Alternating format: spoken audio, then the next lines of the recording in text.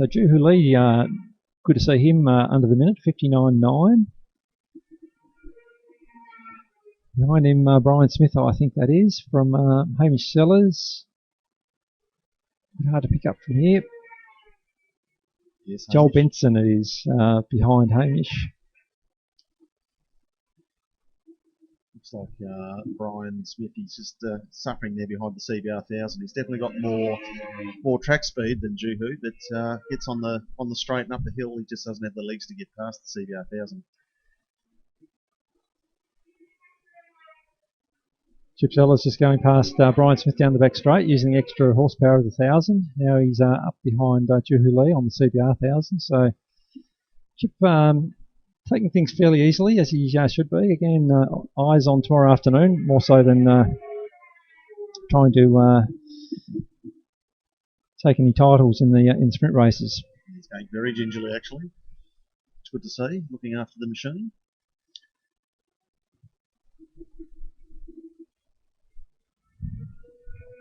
2 laps to go. Last lap 4 is out, actually. So Jason Spencer now on his last lap. Yeah, coming up on the lap traffic. He's got the gap out to about 9.5 seconds. So a big statement from Jason Spencer this morning. It certainly is, and good to see Matthew Long not far off the back of Jason Wiley, actually, on the little 600. He's definitely carrying some good quarter speed, Matthew Long. Massive horsepower difference. Now, Jason Wiley was telling me yesterday that his Panigale R actually cooked a clutch yesterday, so I'm assuming this is the Panigale S. Being the 1100 versus the 1000. Yeah. But more tuned for apparently road riding. A lot more torquey, but still a very, very competitive race bike. Jason Spencer coming around now to pick up the checkered flag. Very, very impressive race there from Jason. Again, with a fastest time of 53.8, so joins that exclusive club of riders who have lapped under the 54. Under the 54. Jason Wiley will hold off Matthew Long for P2. Nice ride from John Hughes coming through to pick up P4. Then we've got Jezza Huddleston, Marcus Delaney. David Bartell's putting in a great ride there with that group too. Yeah, he's done a great job. Peter Belcham's in 8th. Comes Hamish Sellers. He's managed to get ahead of Juhu Lee.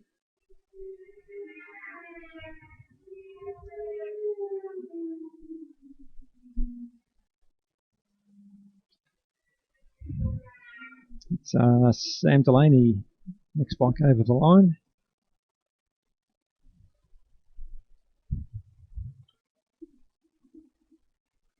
Yes, it certainly would have been interesting to see Brett Simmons in that race. Absolutely. Probably, if he was on his own Honda as well, would have been definitely challenging up front. Like he's used to, of course.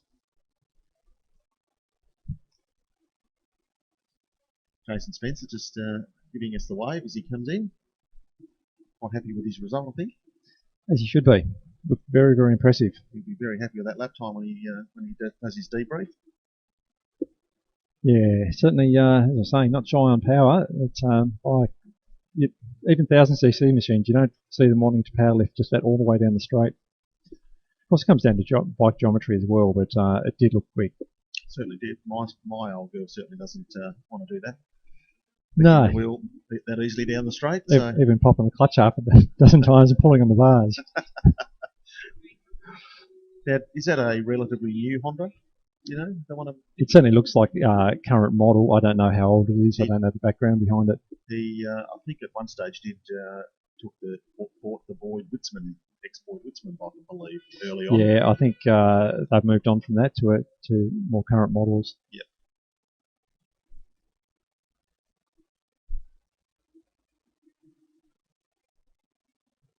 Which is funny. It wasn't that long ago. We thought that you wouldn't need much more horsepower than the early CBR 1000s around here, but clearly you can actually put it to use if it's in good hands. Certainly impressive to watch. I remember coming out here in the Shell Oils and no doubt you remember as well, Chris, and probably the first time we started seeing national, bikes wheeling down the straight, so national level races, and that was a pretty impressive sight. I remember seeing Troy Bayliss coming down the back straight on the G6R 750. I think he was on at the time. And that was probably the first time we saw bikes power wheeling back in the era. Well, also power wheeling down the hill from the run out of Suckers.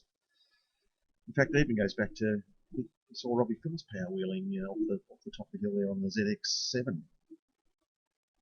You don't recall that? I certainly remember some of the guys on the RC30s, like Kirk McCarthy, Sean Giles. But yeah, there's been plenty of very fast machinery circulated. Race down at basketball. Race to basketball, that's right.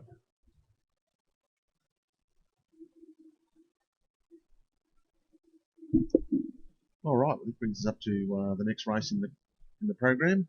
We've got the Formula 3 and the Formula Basketball combination.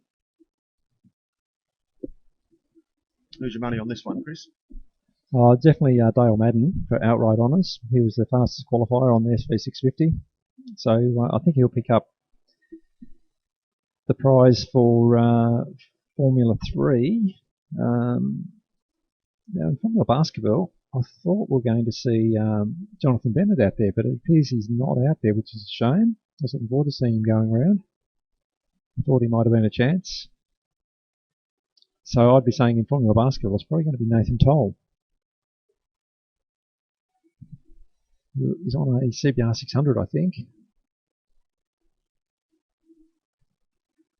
But Dale Madden, certainly the man so far, who's put in a nice qualifying this morning in slightly patchy conditions. So it'd be interesting to see what they can all do on a dry track, which it certainly would appear to be now, given that lap time from Jason Spencer in the last race. Yes, definitely fully dry. Just excuse me briefly, Chris. Just got to check a couple of messages. The bike's just starting to come down the back straight now. Dale Madden being the front of the group. Darren Grice. Larry Eaton will be interesting to see what he can do in this one as well. Very, very slight rain shower around the mountain. Looks a little like what we had before, but maybe not as much. So really hoping it doesn't come our way. It doesn't look to be much in it, but it could be enough just to give us a couple of spots. But Dale Madden, first man, rolls up onto pole position. Darren Grice in P3. Larry Eaton, P2. So it'd be interesting to see what he can do. He's been running very, very competitively on that bike. Certainly, the Motard has the speed through the corners. Very, very quick down through the S's. It's just the straight line speed is lacking a bit compared to the bigger bikes. Racing, and Larry Eaton got away the best. Still power wheeling, but now he's being swamped by the road bikes. But no, Larry will actually hold on to lead the field for the first time. Dale Madden right behind him, looking for a run down the inside of Larry into two, but not enough room there. Nathan Toll in third from Daniel Briggs on the Yamaha R3. But Larry Eaton, first bike up the hill. I'm wondering if he's going to be able to hold off that SV650 behind him. Sort of speed difference? No, he's not. But a bit of a contest up there through Suckers. Neither rider wanting to yield there. No, but Dale Madden got the best of it. So he's through. So what's it going to be like down the straight? I think the 650 is probably going to jump away, but it's definitely going to have the legs down the back straight here. Larry's after all on a 350 single cylinder. And looking out over there, Chris, too, a bit of weather coming our way again. Yeah, just saying that. There's a bit of a chance of a shower, so hopefully it's not going to hang around. But yeah, Dale Madden, first bike through, and already put a bit of a gap on Larry. But this is coming into the area where Larry's more competitive through the tight stuff, so I'll be interested to see if he can actually pull back on Dale a little through here. We've got Nathan Toll with who's that behind Nathan? Is it Darren Grice? Yes, it is. Darren all over the back of Darren Grice, yes. So there's a good contest there between the two of them. Daniel Briggs and Gary Edwards bringing up the field. Yeah, Gary being outgunned a little bit on the earlier Z650. Probably not that well endowed with horsepower. What would you say there? Maybe 40? Oh, I would not even think that much. Was it 1976, is it? Model bike? Yeah. I don't know. Depends on the condition of it as well. But look, in the day, you're probably right. Maybe 40 would have been a bit optimistic. They certainly wouldn't have been blessed with power.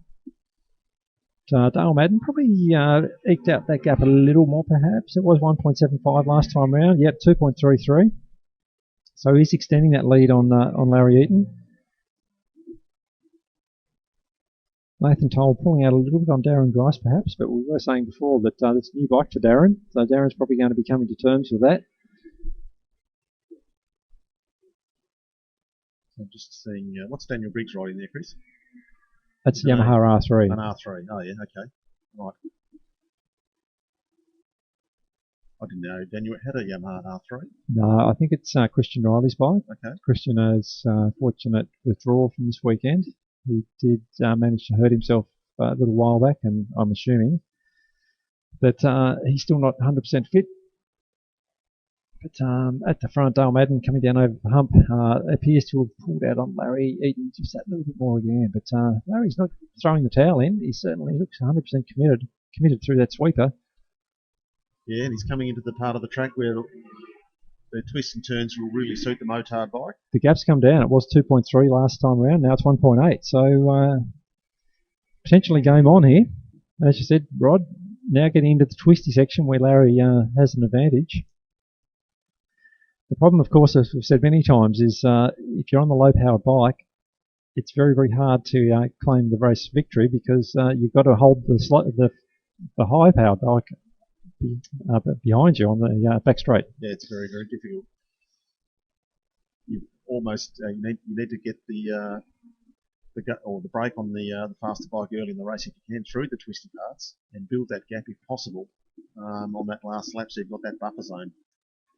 Yeah, or a very, very well executed move through the sweeper, which we've seen done, but it's challenging and it's risky because it's fast and there's not a lot of room there. Does that gap come down, perhaps? I don't think so. Looks like it's sort of staying station now. So 1.88 last time round, 1.77. So I think you're right, Rod. Largely staying station, but I guess importantly, it hasn't come out any further, and that's going to give Larry a sniff, perhaps. Looks like he's closed up through here again. As you're saying, that's the area that he seems to be doing better, as you'd expect for the motard. But look, I don't think it's necessarily over. I think Larry's certainly going to give us a crack. Yeah, it's going to be interesting to see whether Dale knows he's there and whether Dale's just doing enough to stay in the lead. Yeah, look, maybe. And also Nathan Toll, too, just going over suckers at the moment, Rod, with Darren Grice breathing down his neck. That's one to keep an eye on. Yes, once again, another big difference in straight line speed here on those two bikes. Chris, if you look coming onto the main straight now, Darren Grice on the 690 single, definitely won't have the straight line speed of the bike ahead of him. No. Nathan being on a 2007 CBR 600.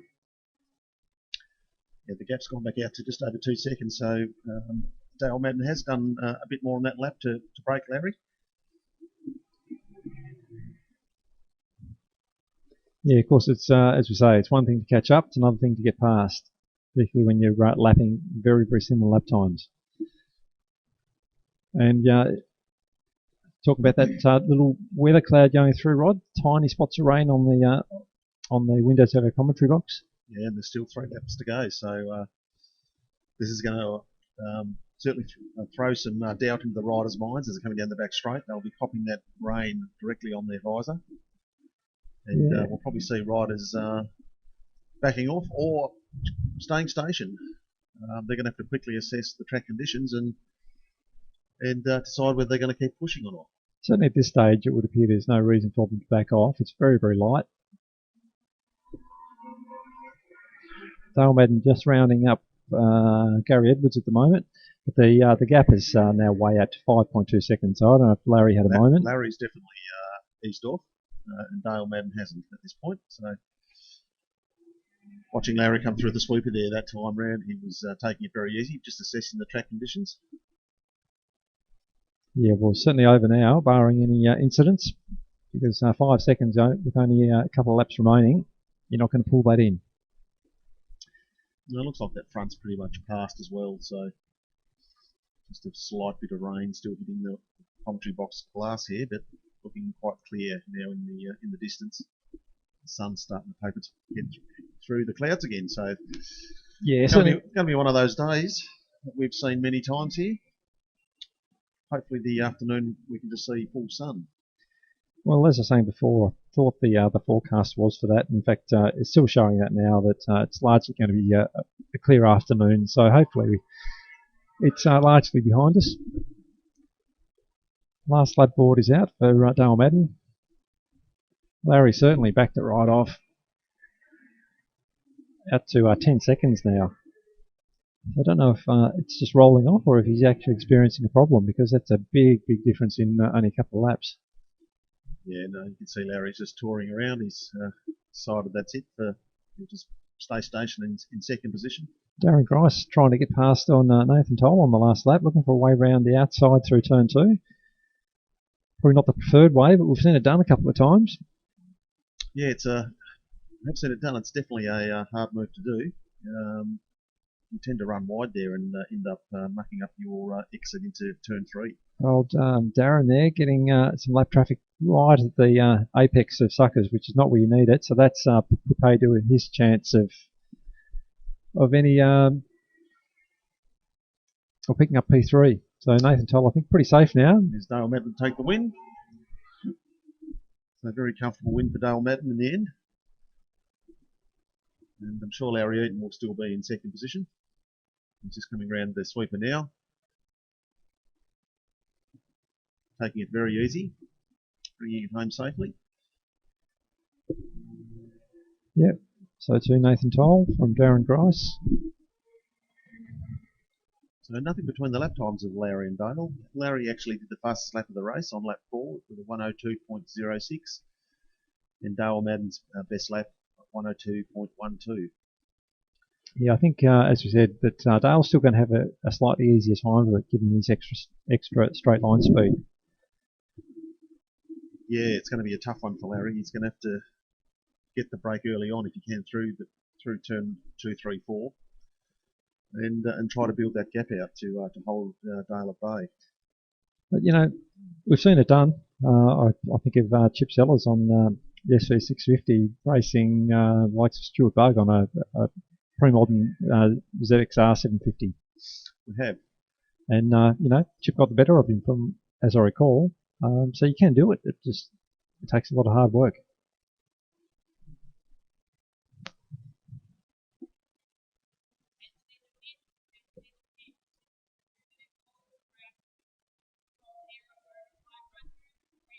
So this next race is one I've been looking forward to, because qualifying was absolutely fantastic. So this is our Golden Era over 500, our pre-modern Supersport and pre-modern Open. Superbike. Yeah, I missed this one. I was busy down in the pits before, so I didn't see the qualifying for this. Just excuse me a moment, Roy. This group.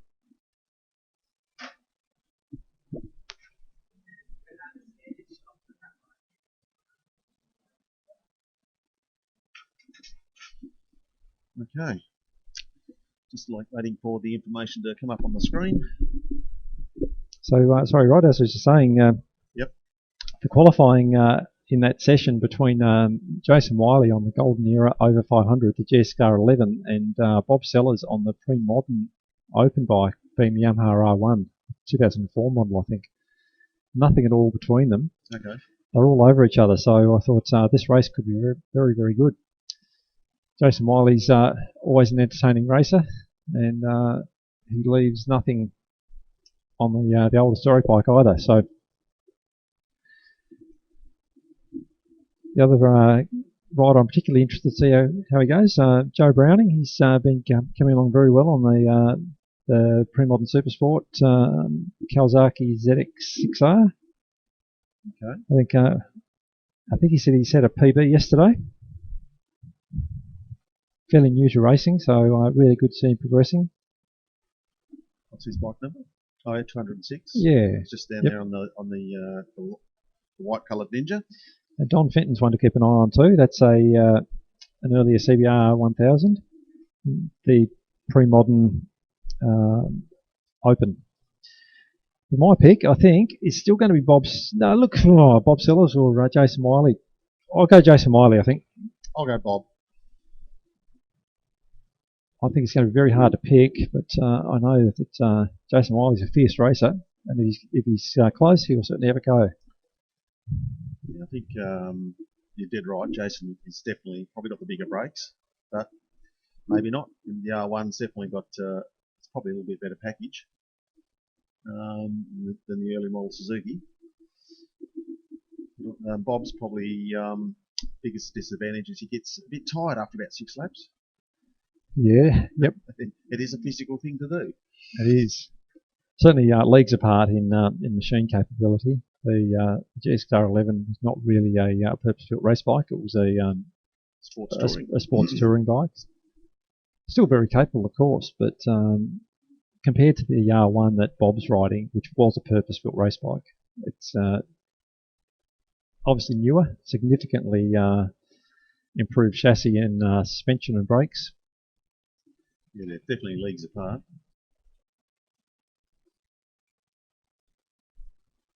That should be a good contest.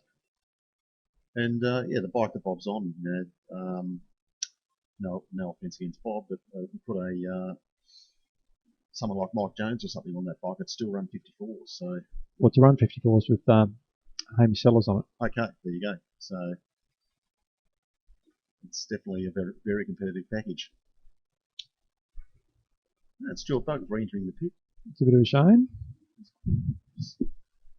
It's a shame. It's very well presented Kawasaki ZX7, and some sort of issue was crept in on the warm-up lap, and he's re-entered the pit, so he's not going to be starting.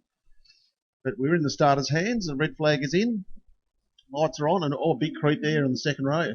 Yeah, Martin Long popping the clutch a bit early, but at the front, Jason Wiley will head the field. Bob Sellers right behind him, so the main contenders, nothing between them at the moment. Who's that in third? Is that Joe Browning got through? I think it is Joe Browning from Don Fenton, I think. Don Fenton on the high capacity bike should be able to get the better of Joe up the hill. He does. And look at Bob Sellers. He's already gone through on Jason Wiley, used the extra power of that R1 up the hill. So this is going to be on, I think. Definitely will be. And Jason's going to be having a big lunge on the brakes, as we know he will into the straight. Interesting to watch the straight line speed. Definitely a bit of horsepower difference. There is, but the old GSXR is not slow. I know they've done a bit of work for that. And big lunge under brakes by Jason Wiley. Range is up again on the back wheel of Bob. I'll tell you what, she's going to be a red hot contest, this one. Jason Wiley looking to go around the outside of Bob Sellers over the line. Not enough room to do it. It's definitely going to be on. Already is. No, you're dead right there, Chris. I didn't see the qualifying, so looks like this race will go right down to the wire. Bob Sellers a little bit wide into 2. Look, it's also great to see Bob back at the front of the field. He looked like he spun it up there a little bit.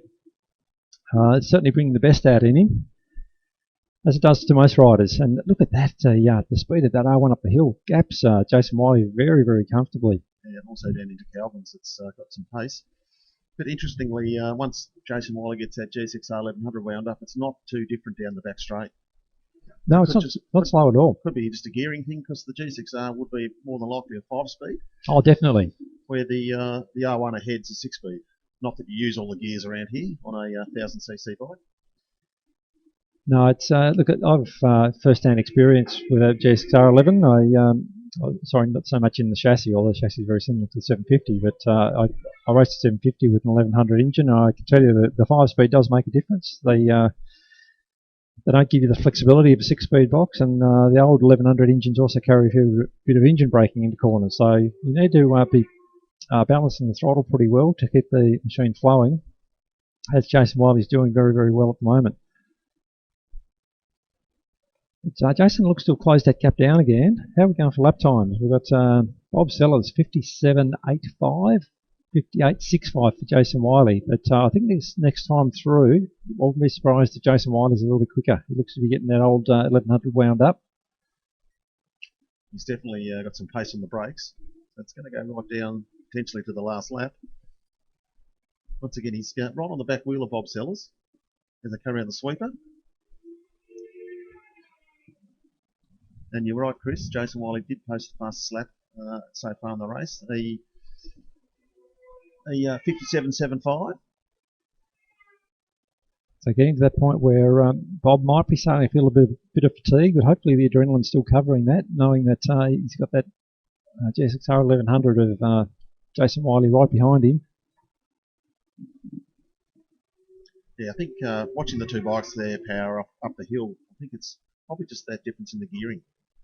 The way the R1 gets away, but the G6R, as it winds up, it definitely breaks, gains that ground back again. Yeah, look, again, Rod, I also think it's the 5-speed box of the older bike. You just can't get the right revs at the right time.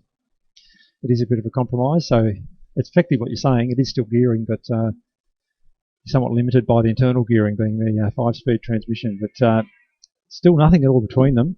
Both gone through 57.6, 57.7. So both guys still on it. Jason Wiley all over the back of Bob Sellers down through turn 1.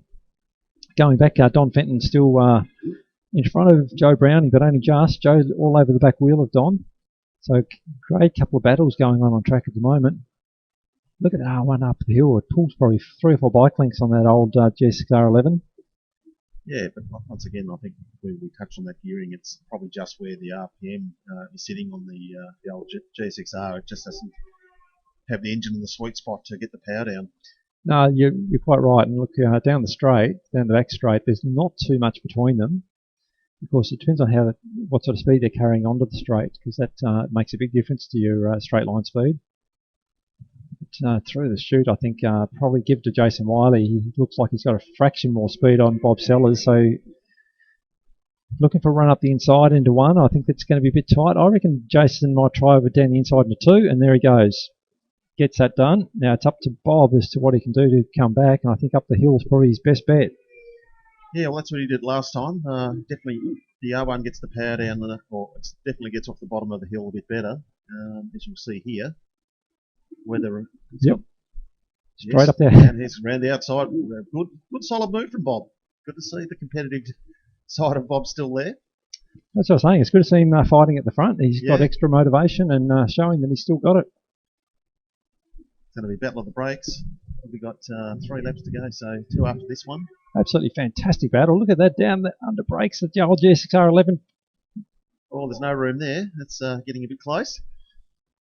He holds on though. Bob Sellers relegated to second, but I think he's probably still got that chance up the hill. Depends on what Jason can do through 1, 2 and 3.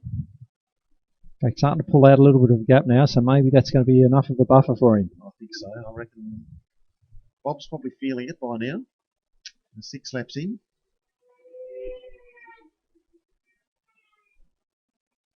Still the battle raging further back in 3rd and 4th. Don Fenton just holding off Joe Browning. Of course, 1000cc machine versus 600 behind it.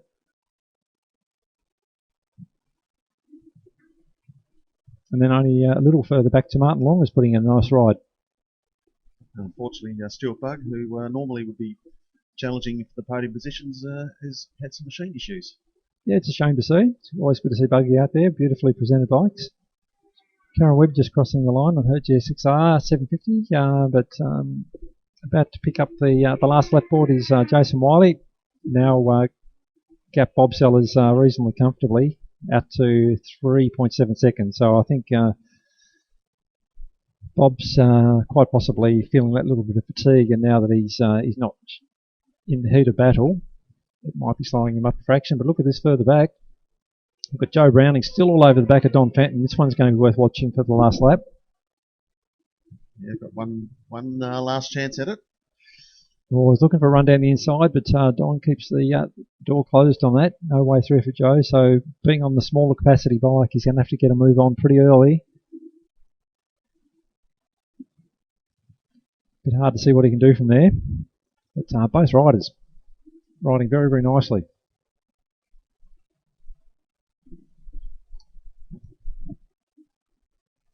So Jason Wiley coming around to take the checkered flag. In the end, a comfortable gap through to Bob Sellers. Good ride from both riders. Good ride Very from both entertaining. riders. Battle back to third place. It's still Don Fenton by the look of it on the CBR 1000 in third position. Yeah, Joe Browning, he's been Yes. so close all the way through, but not enough to get out, just get past on. But great battle between the two of them. They'll have enjoyed that, I'm sure. And then Martin Long really got on the back wheel of them in the end. He wasn't far behind at all, so that'll give Martin some confidence for the next race. Absolutely. Fastest lap of the race was Joseph Miley. On lap 7, a 57.32. Bob Sellers in second. He managed a 57.63. Don Fenton's quickest lap of the race a 60.68. Joseph Browning a 60.46. So nothing between those two, Chris. Very, very close. And separated by 0.11 of a second at the line. I've got a feeling Jason Wiley's lap record is a lowish 56. And I think Bob Sellers' PB is in the 56s, but not on that machine. I think it's on his ZX10. So I reckon that's a possibility for Bob to set a new PB. He's certainly riding that R1 very, very well. Knowing Bob, he'll be thinking about what he can change for the bike to keep improving it. Despite finishing second, I'm sure he would have loved that race. It was, I know that's what racing's all about, isn't it? Yep, absolutely. I'm sure when you see the helmet come off, it'll be very hot. Yeah, without a doubt. I know we say it just about every time, but riding these bikes is a lot more physical than it may appear from the sidelines. You do actually have to put a lot of effort into it. It's very much a lot of weight through your legs, a lot of weight through your arms, and you are manhandling these bikes quite a bit. Yeah, people don't, well, unless you've done it, but I guess the braking's one of the biggest things to contend with. Going from, even these bikes that we'll set on track here, well over 200 kilometres an hour down the back straight. And, you've got to wash off at least 100, 120 kilometres an hour as you go into the sweeper. And you do that in around about 150 metres of braking. So, it's quite a bit of force going through the arms, down through the back, through the shoulders and the wrists. And lap after lap, it does take its toll on the body. It certainly does. Next group of bikes coming out, our Lights GP and Lights Production combined. Always a favourite, Chris? It is a favourite, and we saw in qualifying that our only interstate visitor, I think, for this weekend is Liam Waters, who set the fastest lap, already into the 58s.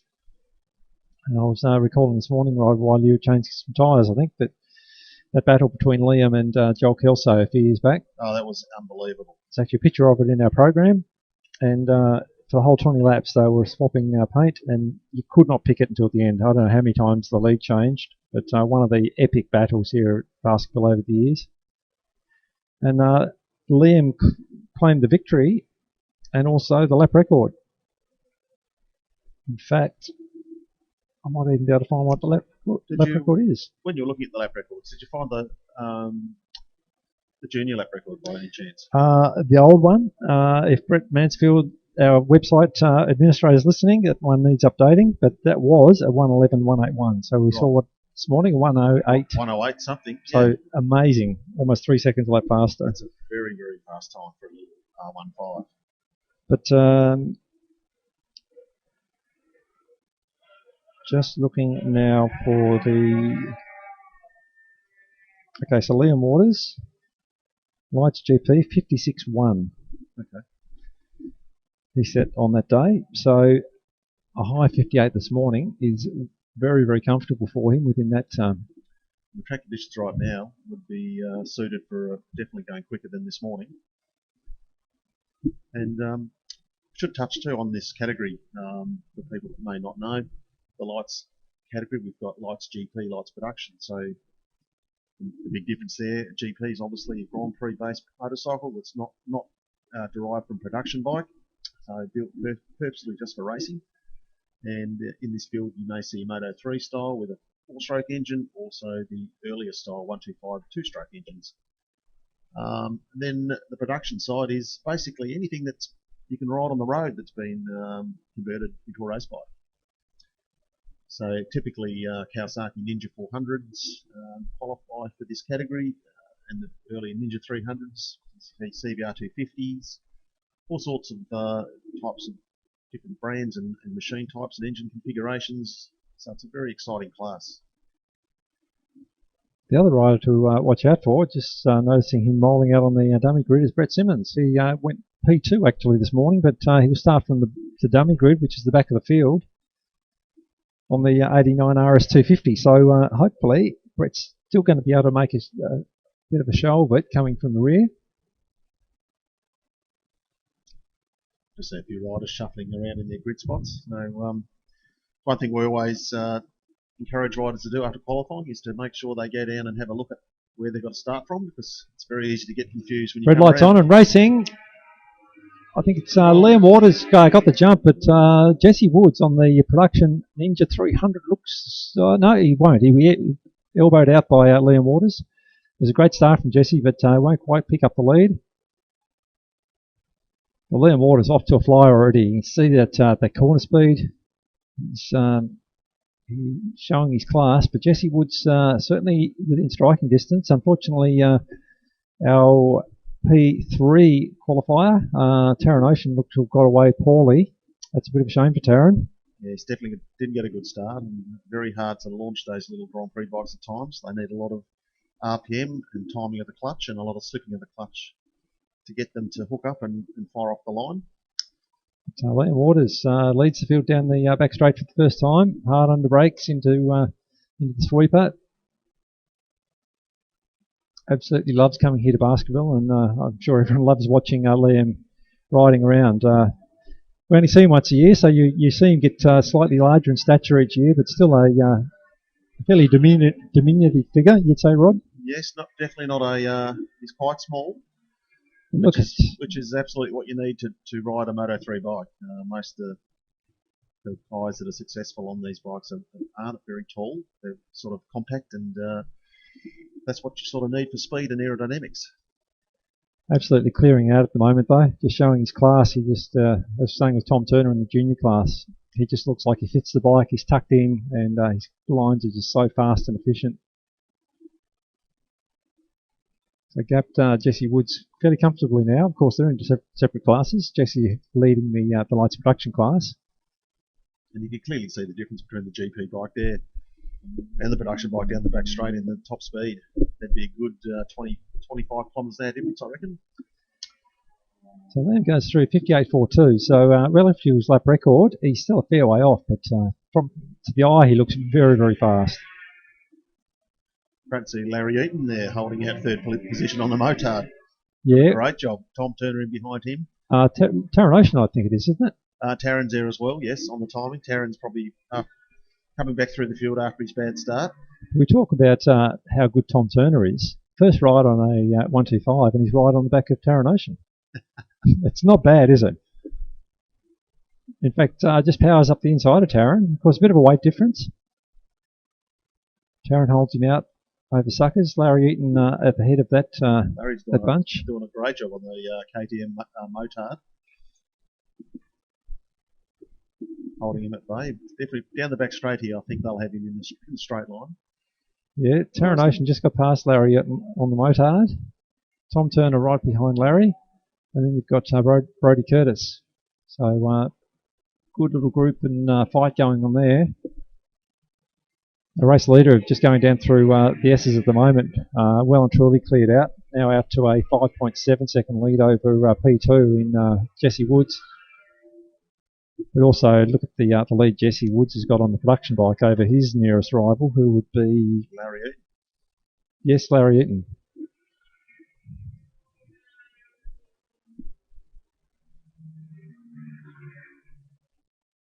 It's definitely a big mix of different makes and models. So it looks like Tom Turner's just got past Larry Eaton. Sorry, Rod. The engine notes, Chris, coming past here. There's like the KTM 390s. There's 4-cylinder 250s. The 2 strokes. the Moto3 single cylinder 250s, lots of different engine sounds. Liam Waters just crossing the line. How he's going for lap times? He goes through 58.2, so that appears to be his pace at the moment. Getting the little bike all squirrely between 1 and 2. They probably have a little bit more work to do on setup there.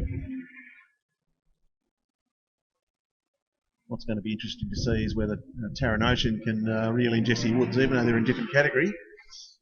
Now, I wonder Taran's definitely on the money. One to watch out for is Brett Simmons, who's now up onto the back of Larry Eaton. Okay. So come through the pack very quickly, as you'd expect. Now, Brett's quickest time is a 59.6, but that's in traffic.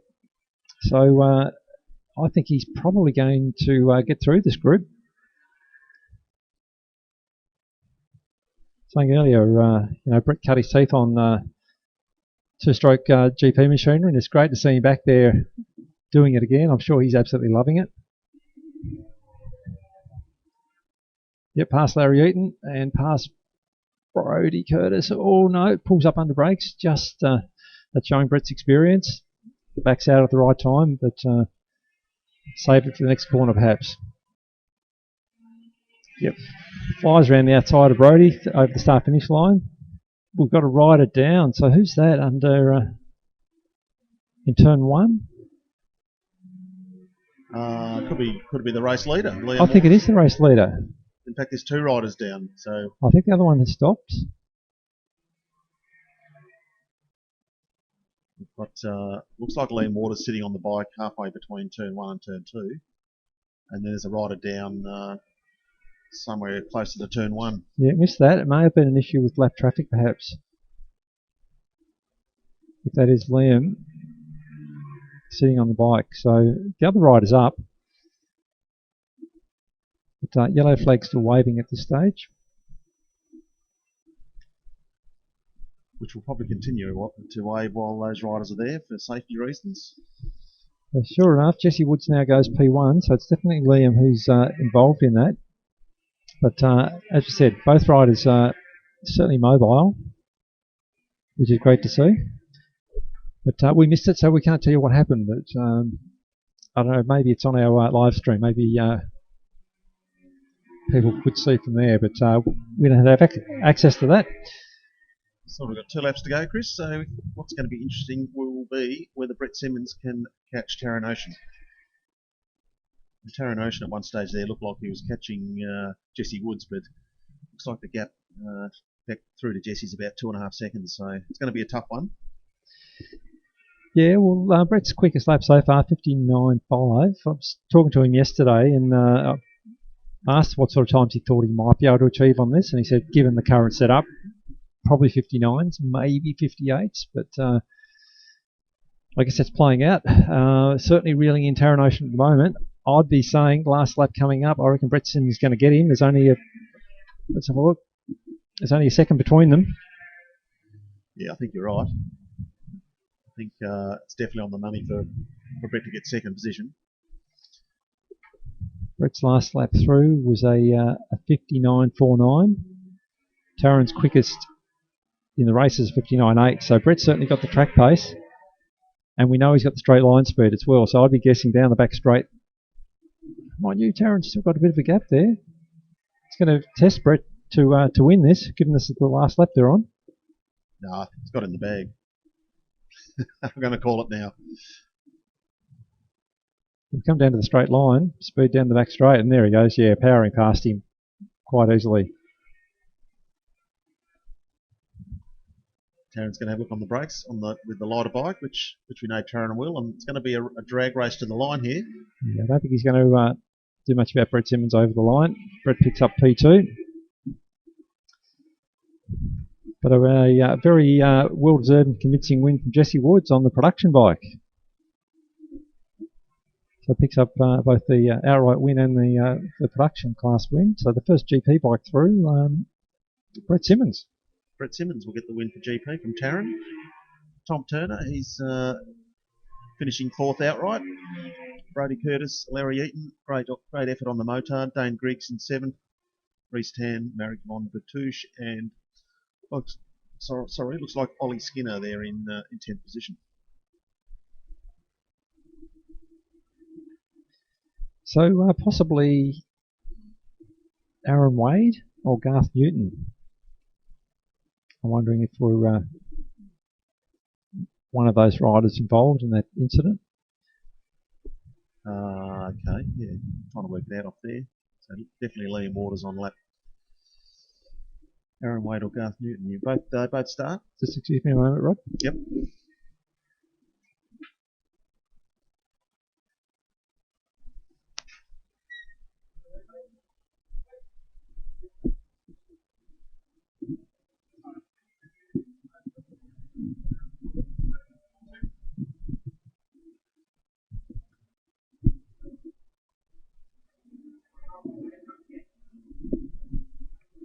So just recapping the results, Jesse Woods taking the production win, quickest lap of a 60.22 on lap 3.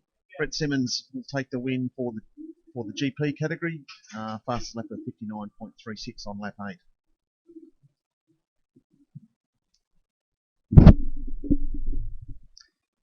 Sorry about that, Rod. It might have been Chad Wiley, Chris. Oh, really? Possibly, yeah. Just looking at the timing screen here.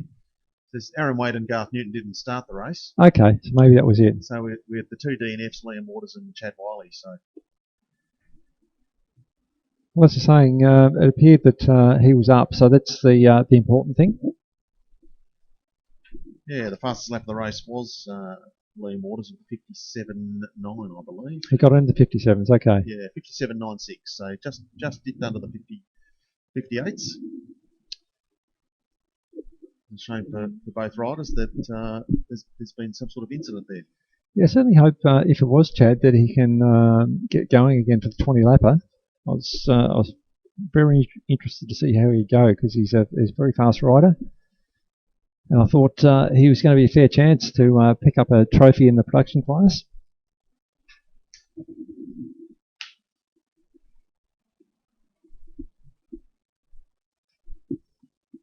I was chatting to him yesterday, and he was looking forward to it. Didn't know if he'd be able to challenge for the win, but certainly I was looking forward to trying to get away towards the front and hang on to the leaders and see what he could do about it. So yeah, I'd love to see him back out there if that was a chance for him. I'm sure they'll do what they can to get the bike going.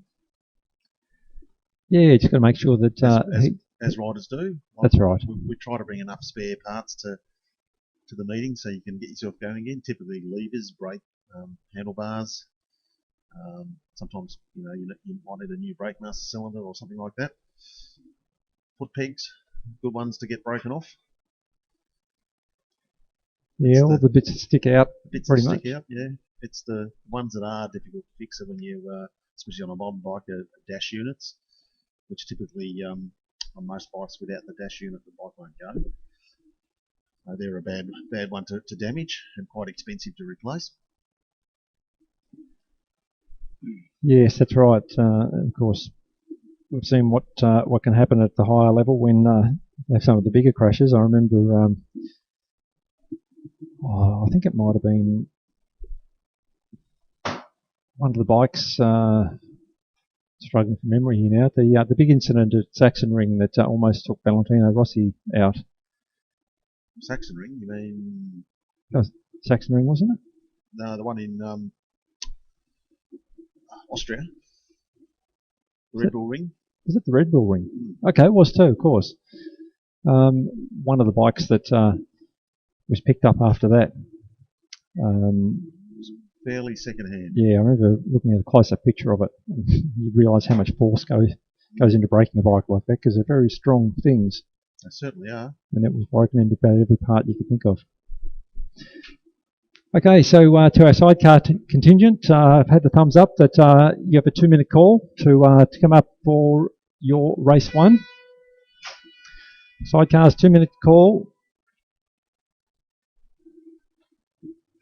Do we know if Red managed to get his outfit running again? Well, he's back in it. He's back in it? Which is fantastic to see. So hopefully it was only a fairly minor thing.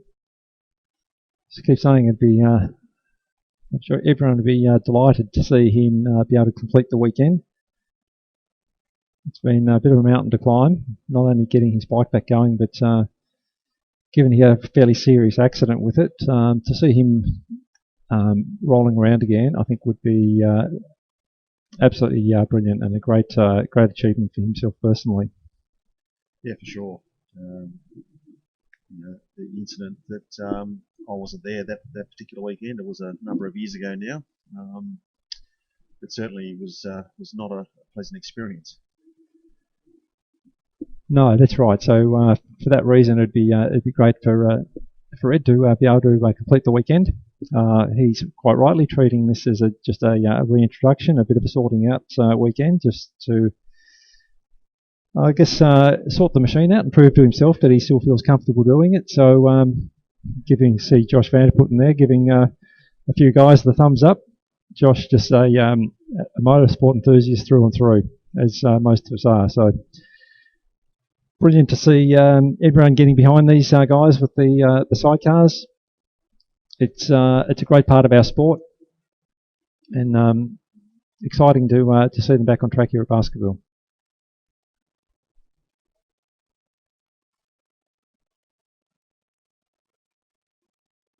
Certainly remember seeing some fantastic racing here over the years in the three-wheel brigade.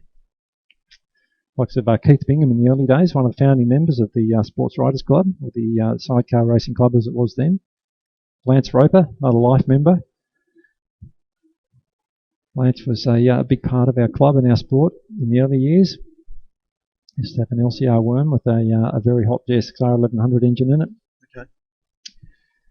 Well before my time out here. One of my early sponsors, actually, with the guys from Independent Motorcycles, which became Bikeworks. Okay. The local Suzuki dealer. So certainly Lance Roper was a big help to me in the early days. Bit of a mentor. And certainly a lot of riders benefit from that. Somebody with level heads who just keeps the young riders' feet on the ground and just gives them the right advice at the right time. But certainly Lance did that for me, and I still love watching him race his sidecar around here. When did the club, when did like actual sidecar racing sort of finish up on a regular basis here? How long ago was that? I don't know that, to be honest. I think Sean Patmore, our president down there, may know better, but I'm thinking it probably wound up around the same time as national competition did here, which was the late 90s, and didn't really recover because the club really wasn't in a position to host competitive racing. And it's only now in the recent years that the club can actually start investing in all forms of sport again, and that's what we want to do. We want to see the sidecar start to grow here again. Just noticed Red's outfit, unfortunately they're coming back in pit lane, so those issues that they've been having with their machine are still sort of happening for them, unfortunately, so they've re-entered the pit. Yeah, certainly disappointing. I hope he perseveres. I just keep saying it would be great to see them back out there. But we're away to a race start. John Wilmore is the first outfit away. Terry Morris right behind him. Certainly, as much as we only have two on track, it's great to see a couple of sidecars being used in anger around here again. They certainly put some rubber down on the corners. Some fairly big tyres on the back of those bikes. Yeah, they certainly do. It's, I remember, in the days of racing, you follow. Well, if you were next out after the sidecars, you'd see some pretty big dark lines around the track. I reckon you would. There's certainly some big horsepower sidecar outfits around the place. I remember the last time I saw them here with the Historics, there was that outfit you were talking about earlier, was the Bayless outfit. Yeah, that's what I recall, yeah. That was doing a lot of wheel spinning around the circuit, especially out of turn one. I think from memory smoking the tyre from 1 to 2, weren't they? Oh, absolutely. Yeah, they weren't scared, that's for sure.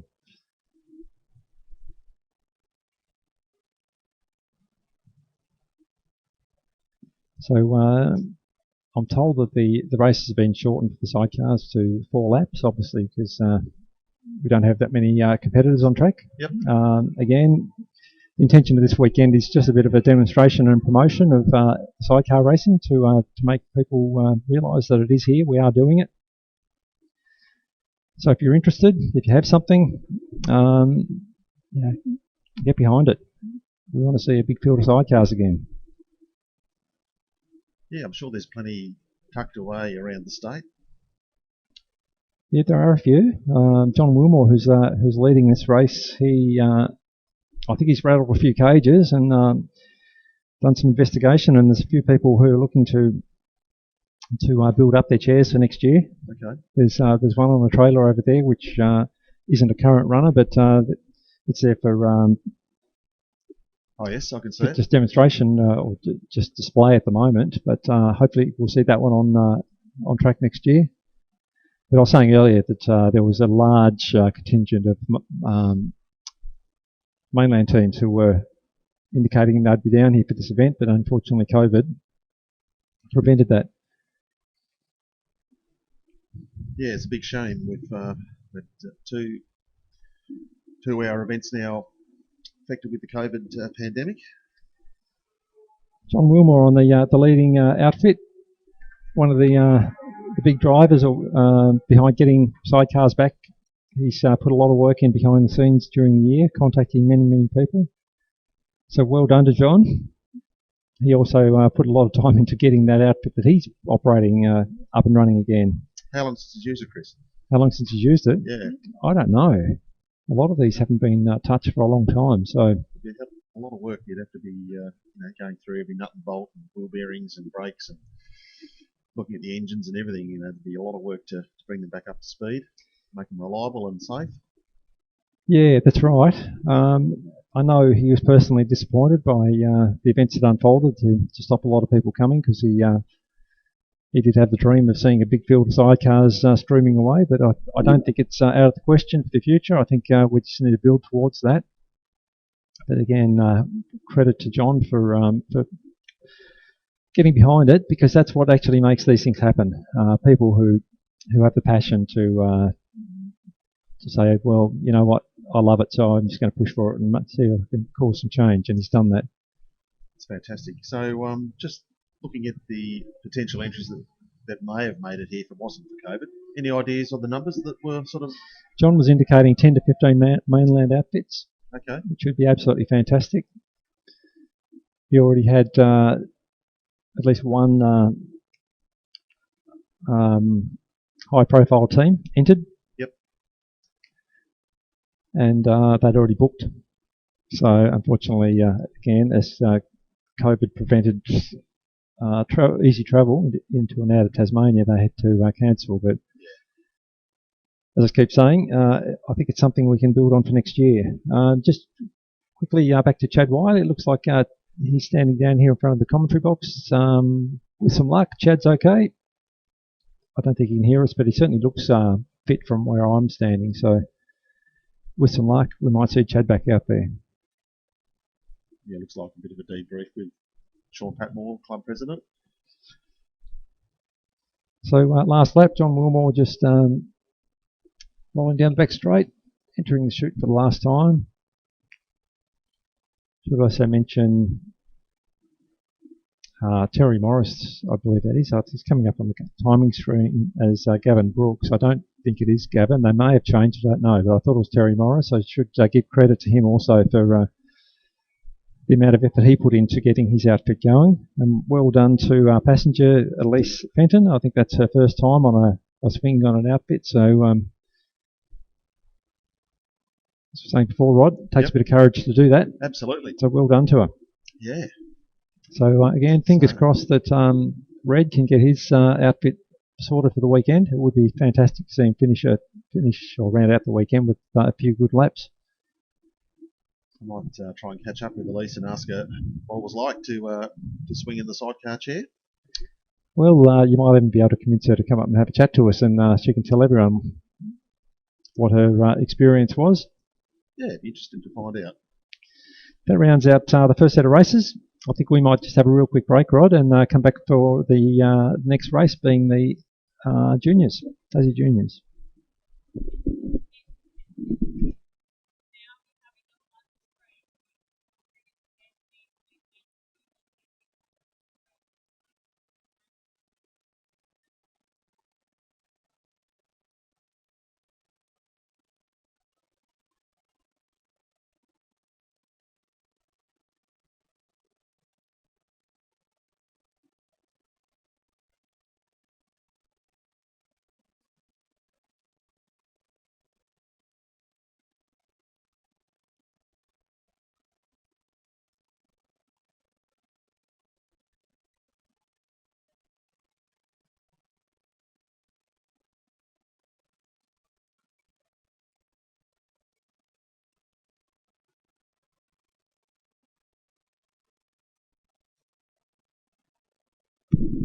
So it looks like it's now the lunch break. So we'll have about a 30-minute break, and we'll be back shortly. Just letting everybody know if you are hungry or thirsty, there is a caravan, a container set up down here, a food van or whatever you want to call it. We've got a selection of egg and bacon rolls and hamburgers, sandwiches, and cold drinks available.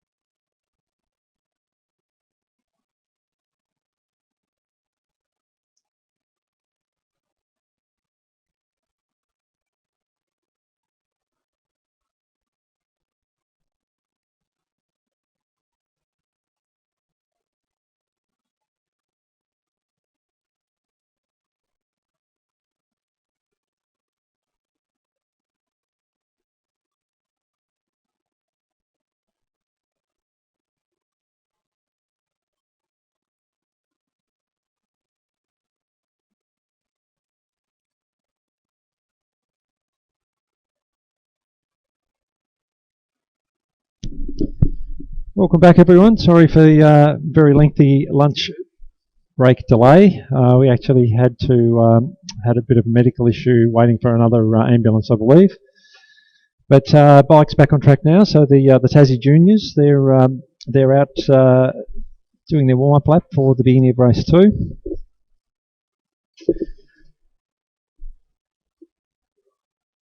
David Coward, it looks like, is the man to lead the field around.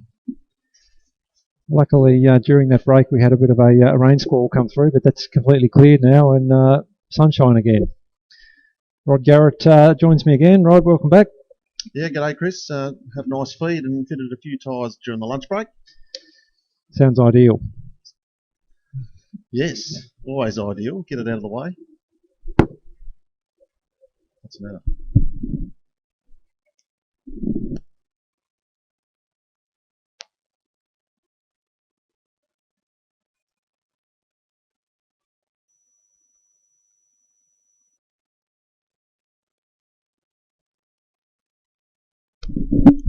Sorry about that. So bike's just coming down the back straight right now.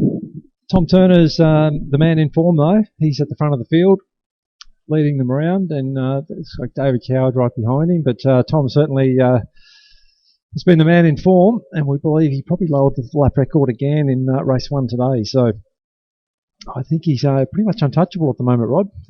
Yeah, it was a very, very impressive time. A 68.7, I think it was it in the end, Chris? But certainly probably his PB, and that'll be the new lap record for the junior class. Well, I think it would be, and I just can't see how the other guys can do much about that. Guys and girls, we do have Ava Connell in there as well. Be interested to see what Isaac Simmons can do on the only two-stroke in the field, being the RS85 Honda. He's certainly getting faster and faster on that, but with the red flag about to come in, I'm betting on Tom Turner to make a 2 from 2. Red lights on, racing, and Tom Turner gets away beautifully. He will head the field definitely into turn 1 for the first time. Brodie Curtis right behind him from David Coward. Isaac Simmons got away well on the two-stroke, and then we've got little Gus O'Halloran, who made a good start from the back of the field. Gus has made a great start. He's come through, made up 2 positions already as he heads down through turn 2. Yeah, got Ava Connell behind him, and then we've got Jet Pryor, who rounds out the field. But Tom Turner's the man. He'll head the pack for the first time up the hill for the run up to Suckers. Brodie Curtis tucked in hard, trying to keep Tom in sight. But I'll tell you what, at the moment, Tom's going away, making a very easy break. Yeah, what's going to be interesting, Chris, is whether we'll see that lap record lowered again in this class, in this race. Conditions are pretty good. Pretty a little bit cool in that breeze, but the track temperature's reasonable, and we love it when the sun's out and the riders can attack those corners with conviction and not have to worry about that awful weather that we saw earlier. Yeah, I noticed during the lunch break there was a very, very strong wind came through. It appears to have largely gone now, but it was actually heading up the main straight, which is very rare here at Baskerville. The wind's usually blowing across the straight, one direction or the other, but rarely up the straight. But the flags down there still moving, but not as much as they were. In fact, the whole commentary box was rocking here only half an hour ago. Well, what were you doing? Yeah, well, I was by myself, so not much. Interesting. Tom Turner there again, Chris, coming around the sweeper with his clutch hand on the tank again. So it must be something that works for him that I only noticed at the last lap of the last race, or previously. And you said that he does every lap. So yeah, look, I've noticed he's done it since I've been watching him, really. So I don't know what it's about. We're going to have to ask him one day. Yeah. But, looking further back in the field, a great scrap going on between Gus O'Halloran, Ava Connell, and Jet Pryor. Fourth, fifth, and sixth respectively, but nothing much between them. Gus heading the 2 riders behind him up the hill towards Suckers. The quite diminutive little KO 150. It's a very small bike. There's Tom Turner as he's coming around the start finish here. He's looking once again, that hand goes back onto the handlebar as he goes down the front straight. Yeah, he might continue to do that until he has a decent tank sloper. That'll soon. That grabs your attention. He's looking very smooth. Let's just check the lap times. Oh, I didn't bring my specs up, but so you'll have to do that. Yep, 108.98. So I don't think it's as fast as his race one time, but still very, very handy. I guess it's making Brodie ask the question, what does he need to do to try and catch up with Tom? Because for most of last year, there was nothing between them. Yeah, he's definitely lifted the bar, that's for sure. And you can see it in his riding. He's carrying a lot more corner speed, his corner entry, his braking points. He's just raised the bar. He certainly has. But this good dice going on further back in the field. I did see that Jet Pryor put out a personal PB in qualifying this morning, and it's showing in his race because he's right on the back of these two riders in front of him. So I'm just going to watch this clutch hand again as he comes around the start-finish sweeper. And, yeah. I just don't understand what he's doing. No, it's as if he's... it looks like he's holding his visor down. Well, it certainly looks like that to me. Yeah, so okay. maybe his ratchet's worn out. I know in years gone by, riding on the road when I had no money, my visor wouldn't stay up. So I just have to hold it down with my hand. Okay, right. Maybe that's what it is. I don't know. We're going to have to find out for you. Yeah, we'll find out in between this race and the next. But on the last lap now, I'll tell you what, this scrap behind, Ava Connell, is she going to get the better of Gus O'Halloran? Looking for a dive under brakes, and she does. Nice move up the inside of Gus O'Halloran. Can he respond? It's a fast little bike, that little KO. Was it a KO, what they call it? KO. K-A-Y-O. 150. Be a lot of fun. And then Jet Pryor waiting there to clean up the scraps. So look at Gus O'Halloran looking for a run up the inside to turn one. That's going to be brave. No. Where's he going to get that done? Checkered flag time though for Tom Turner. Another brilliant ride. I think he's fastest lap 108.79, so not quite as quick as his race one time. Another great ride from Brodie Curtis coming through in second place. Right, let's go and get my glasses, Chris, so I can see the screen. All right, Rod. Won't be a minute. And a great ride too from Isaac Simmons to pick up his third place. David Coward coming along in leaps and bounds as well. Good to see. Crosses the line now in fourth, and then further back to this scrap we've been watching. Just trying to pick them up. They're out of sight for me at the moment. Coming out of the main straight now.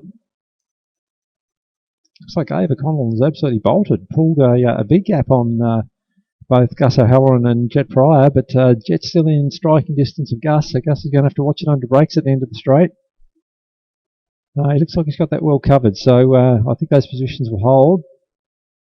Ava Connell coming through the sweeper now.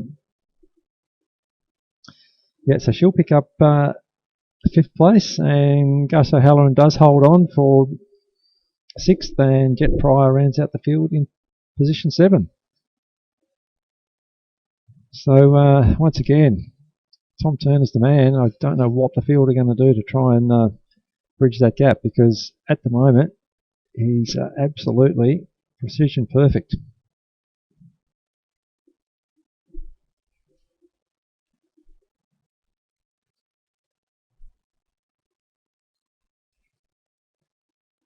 The bike's just coming in the pits after completion of that race.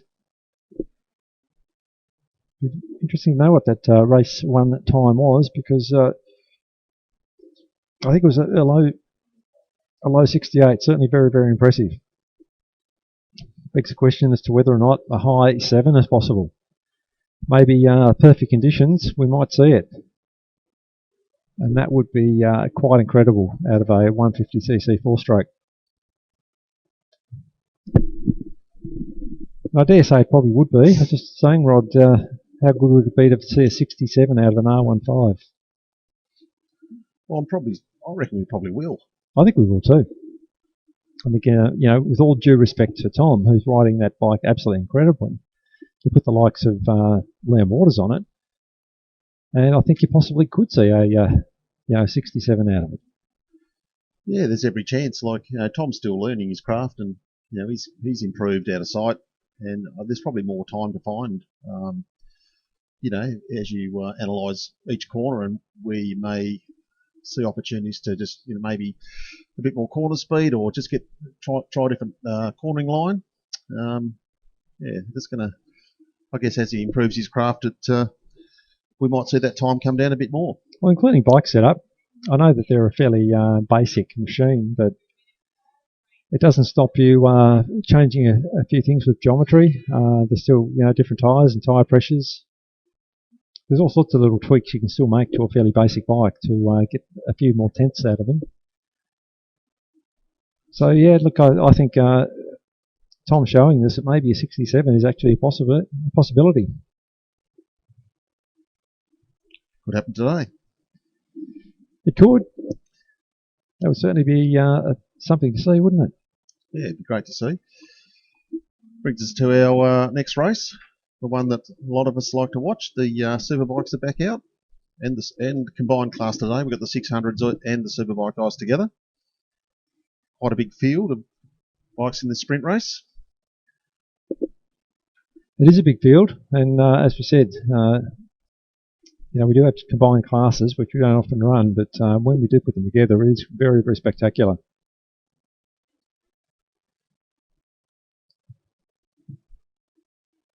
Interesting to see if Brett Simmons fronts on his Superbike, because it would certainly be a good contest at the front with Jason Spencer the way Jason's riding. No, he won't be. I can tell you. I was talking to Brett only 10 minutes ago, and no, he's not worrying about bringing the Superbike out today. He's just focusing on the GP-based bikes for his son and himself. Well, the way he's riding the 2-hour bike of Damien Ford's, he's looking that he'd be competitive on that. So, but look, that's fair. Brett's got a fairly full agenda with the other bike he's riding, and of course looking after his son Isaac.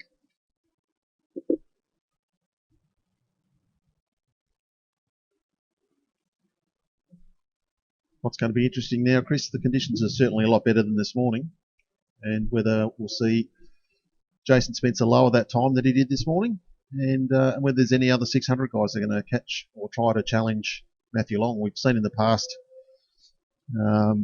Marcus Delaney and certainly Jonathan Hughes have some pretty good tussles with Matthew Long, but he showed him a clean pair of heels this morning, and they were quite a few seconds back at the finish.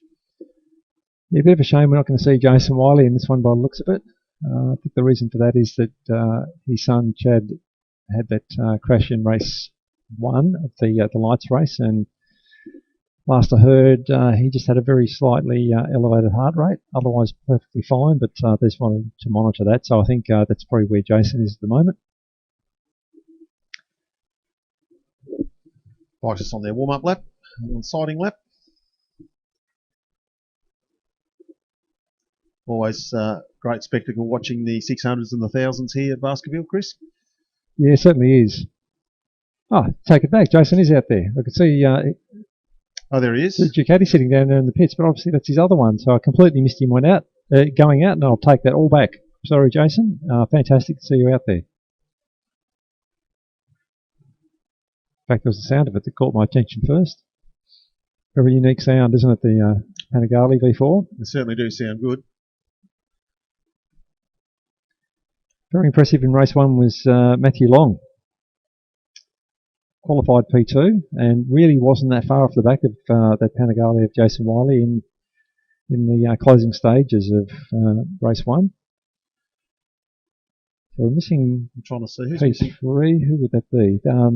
That's Peter Bellchambers. Decided to start from the rear of the grid. Maybe he wanted to save the hassle of having too many people come past him. But racing now, pretty ordinary start from the Ducati. It looked like it got a bit of clutch shudder, but yes, he will actually edge out Matthew Long into turn 1. Jason Spencer right behind him. Looks like Marcus Delaney in 4th. Maybe Jezza Huddleston is that in 5th. Yes, it is. Jeremy Huddleston in 5th. Good start for Jeremy on the R1. And that's like Juhu Lee, is it? I don't know if it's his co-rider on board. Jason Wiley there with a big power wheelie up the hill. I think he had to roll the throttle on that one. Not a fast way to get up the hill with the front wheel about 1.5 meters off the ground. No, not anyway, at all. We're coming down the back straight for the first time. You'll see the bikes power wheeling as they come down over the hump here. Certainly are. Jason Spencer, is he going to try for a run up the inside? We know that Jason Wiley's strong under brakes there, so not this time.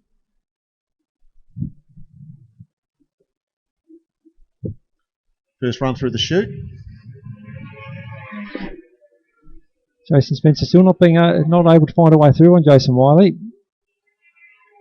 Matthew Long doing a great job there, still keeping the 2 leader bikes in front of him in check. Yeah, Matty Long's looking really, really strong down through the S's there. He's carrying good corner speed, good lean angles. He's right on the tail of those 2000s. It's going to be a tough work there. You'll see the difference up the hill here, the 1000s there, just putting the power on, pulling the wheels up in the air, and the 600 just, losing about 4 or 5 bike lengths. Yeah, it does demonstrate that it's not all win-win with extra horsepower. There's another... There's about to be a move here, Chris. Jason Spencer will probably try to run alongside Jason Wiley here into the braking area. Certainly does. Got that very nicely set up, hasn't he? Very stable under brakes. That's a good move there. He's done that twice now, and that's not easy to do on Jason Wiley. As I said, he's strong there under brakes.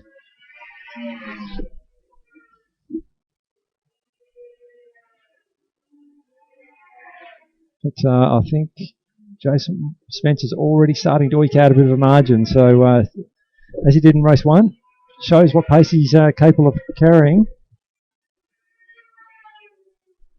Yeah, we saw 53.8 in race 1 from Jason Spencer, so I'm sure this will be the lap he's going to put his head down and try to break Jason Wiley behind him, so he can get that gap out to about 2 or 3 seconds over the next couple of laps. Certainly what we saw in race 1 this morning, he ended up getting a comfortable margin in the end. Oh, big power wheelie from Jason Spencer over the hump. Absolutely spectacular. Got to put it out there, Matty Long's doing a great job. He's really not that far back on that 600. Not at all. Just having a look at his last lap time through, 56.3. This one was going to be probably faster than that, I would have thought. No, 56.1. So it is faster, but he's in great form and certainly peaked at the right time, given the 2 hour coming up tomorrow. Yeah, Marcus Delaney is in 4th position, so normally we've seen Matthew Long, Marcus Delaney, Jonathan Hughes sort of locked together, but not today. Matthew Long's really pick up the pace, and he's got a good 4 or 5 second gap back to Marcus Delaney at the moment.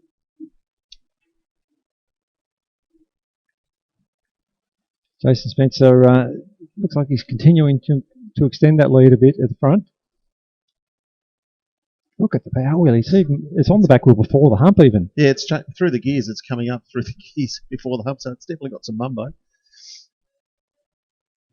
And in expert hands as well with Jason Spencer on board. It's great to see it being ridden that way.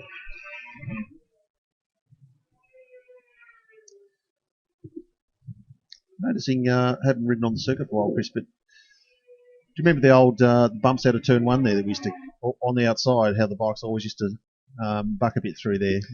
Noticing that a bit more now. Maybe the track's sort of starting to change a bit of its characteristics. They are still there. I was watching there yesterday, get out too wide, and there are some bumps that are upsetting some of the bikes that don't handle as well. Yeah, okay. I just noticed Matthew Long last time through, 55.96. Okay. So he goes faster again. Good to see him in the 55s.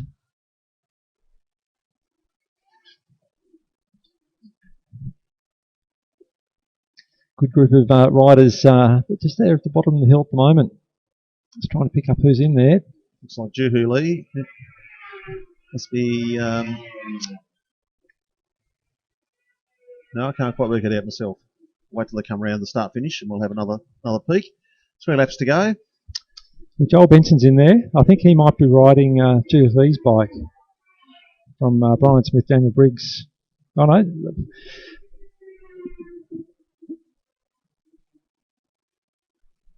I think best to wait for them to come around, Rod. Okay, it's hard to pick from here.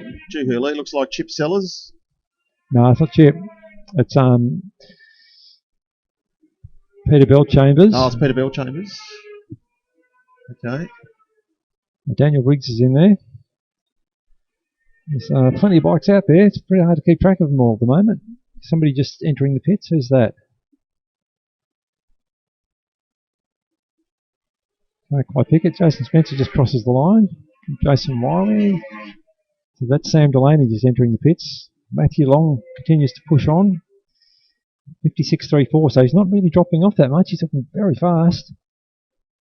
Certainly showing the other 600 riders where they need to be.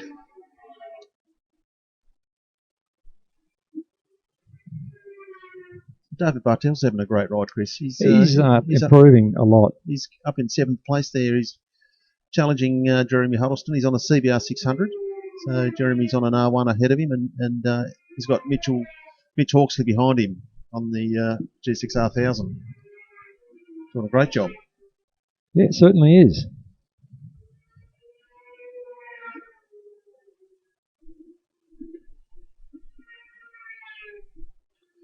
Jason Spencer, our leader, just crossing the line to pick up the last lap board. So to Jason Wiley. Matthew Long, he's hardly dropped off, 56.2. It's going very well. Running a race in the almost flat sixes in the lead up to the 2 hour. I tell you what, he's sending a fair warning to his competitors, isn't he? He certainly is. Is he riding solo this year, or is he riding with a team? He's riding with Marcus Delaney. And Marcus is out there at the moment. Okay. Doing mid-7, so given that it'll be a one fuel stop team, they are entered in Superbike as well. I think, as I say, his rivals better watch out.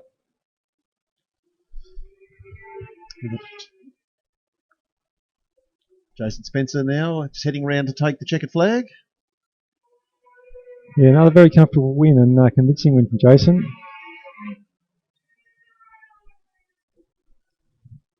Great ride from Matty Long. I think for me that will probably be the ride of that race.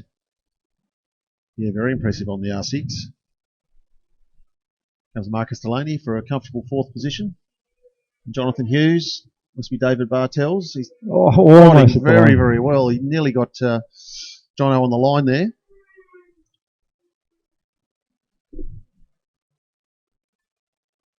Just seeing if he did his PB on the last lap.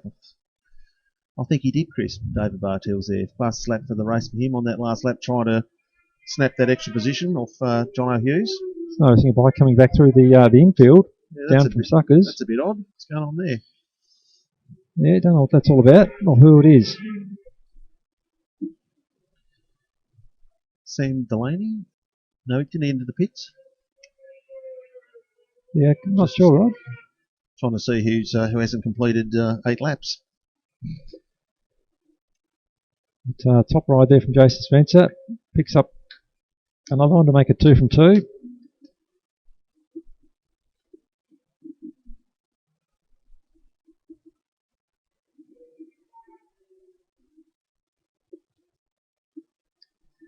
Yeah, absolutely fantastic to see Brett Simmons out there with him. I know there's still a ways to go to get the better of Brett, but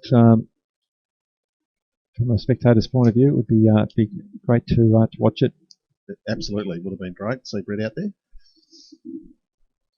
I think in a normal race weekend, that definitely would have happened, but this, as we know, different weekend with the 2 hour race and people riding in teams, and not every rider riding on their own bikes, so sharing bikes. So it is what it is for this weekend. Yeah, and look, Brett would welcome it as well. He loves being pushed.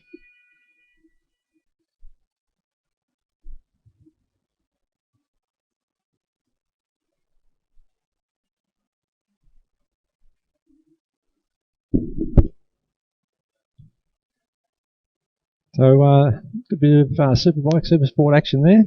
Takes us into Group 3, which is going to be our Formula 3, Formula Basketball class.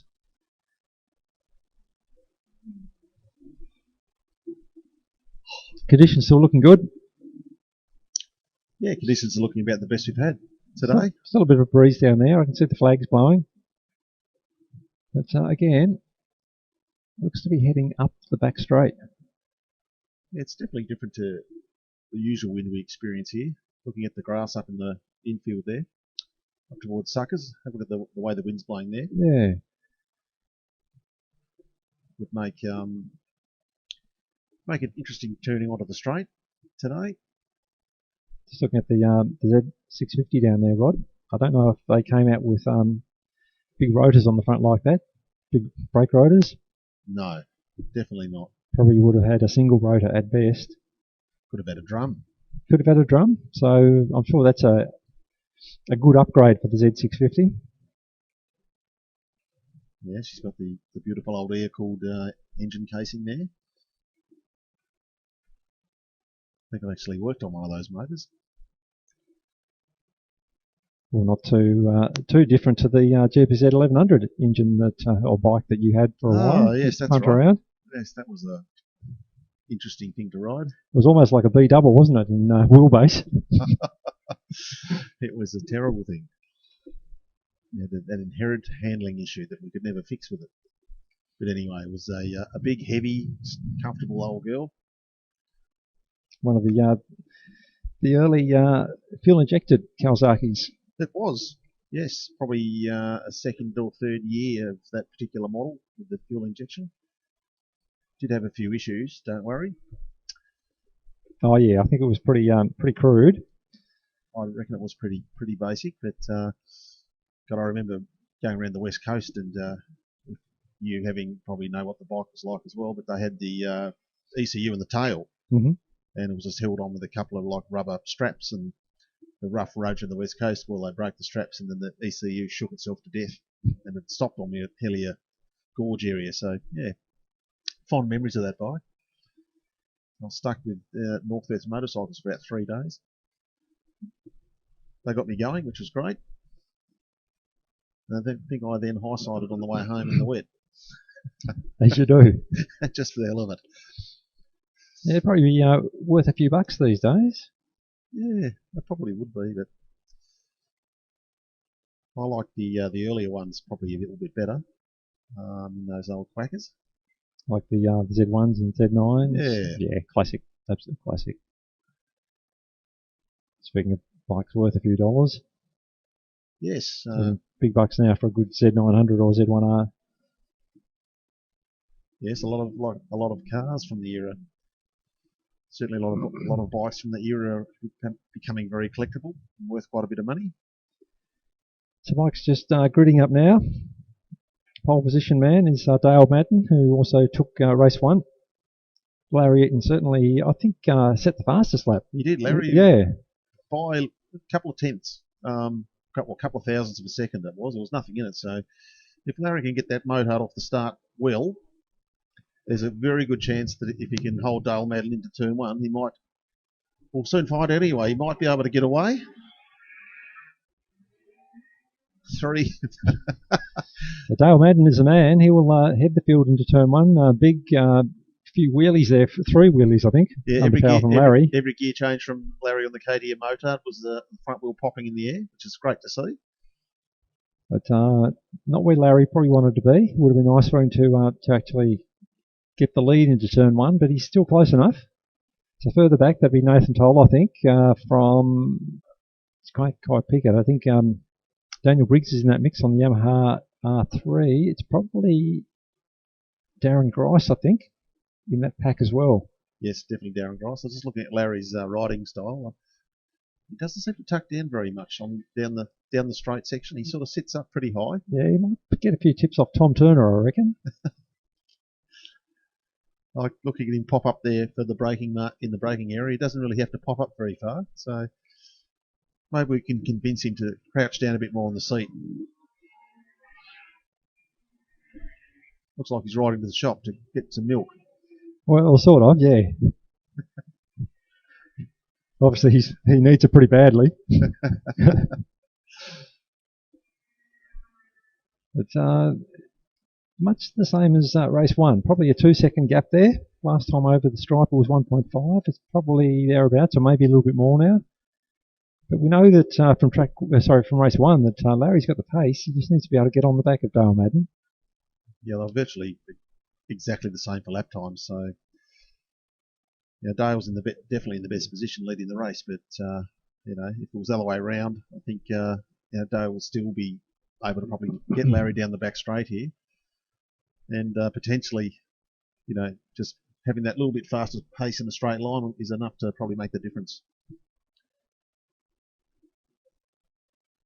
I'm sort of not really making any sense there, but anyway, just some feedback.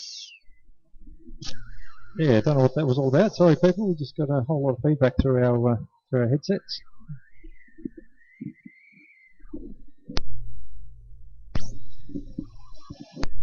Yeah, something going on. Something to do with your headset, Chris. That'll be right. Chris is going to change over to another headset. No.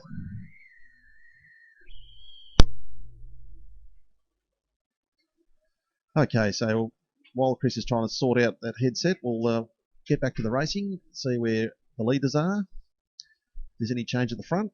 Looks like Dale Madden just coming onto the straight now. Looks like Larry might have got that gap back a little bit. It's still probably sitting at about 2.5 seconds.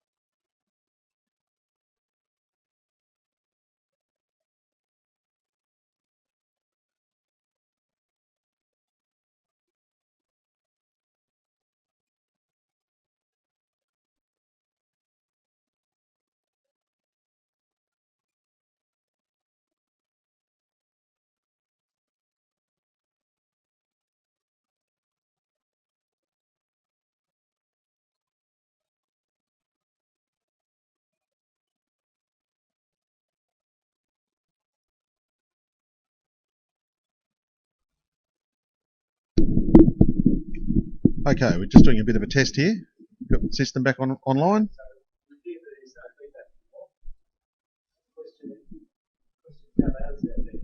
Yeah, I'm getting it just a little bit, but it seems pretty good. Seems pretty good. Jesse Woods, can you hear me all right? Yep, beautiful. All right. So what actually happened?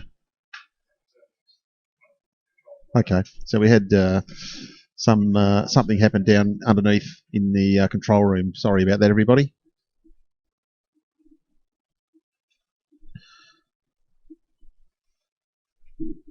What? Hang on. Okay, so sorry we missed the end of that race. So it looks like Dale Madden would take the win from Larry Eaton.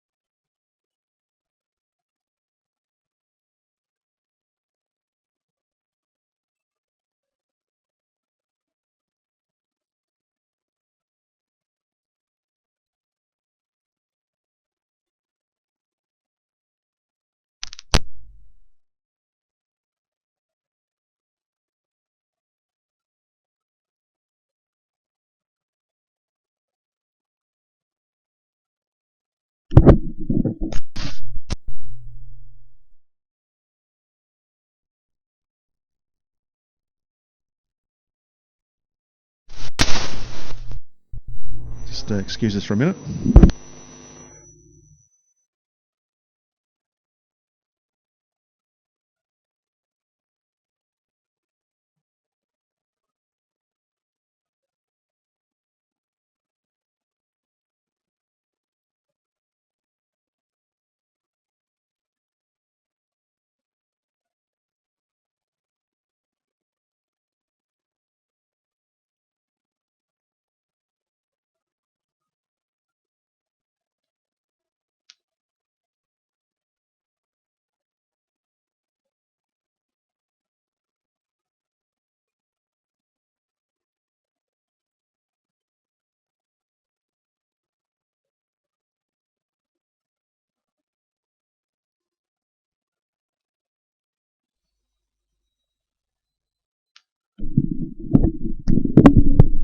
Testing, testing. No, I've got nothing here.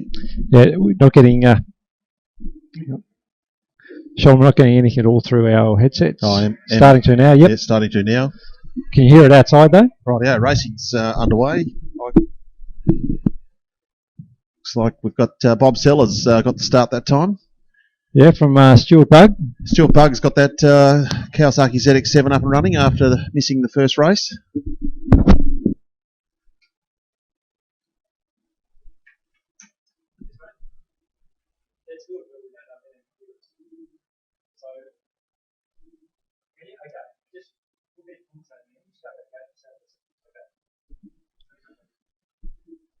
All right, so we're trying to get the microphones working up here. So there's been a bit of feedback coming through, so hopefully you can hear us. Hopefully the technical people can make the right adjustments to get everything working again. Certainly a lot better for you and I, Rod. It was a bit hard on the ears there for a moment, but Very back screechy. to the racing. Bob Sellers leading the field. Unfortunately, it looks like Jason Wiley's on a mission from this one on the GSX-R11. Yes, he's not out there, but we do have Stuart Bugg back. Looks like on the other bike that he has. He's got the two ZX7s. Yeah, and that's Don Fenton in P2. Okay, So good ride from Don. Don's going well. Another 2-hour entry for tomorrow afternoon. But at the moment, Bob Sellers is the one, as the man at the front. Getting a little bit of a gap. I was talking to him after race one. He did say he did feel the fatigue setting in later in the race. I thought so. Yeah, the adrenaline was masking it for a while with Jason Wiley hard on his heels. But once Jason got past, it was going to be a superhuman effort to find the strength to challenge him. I think it broke him, so 6 laps normally good for Bob.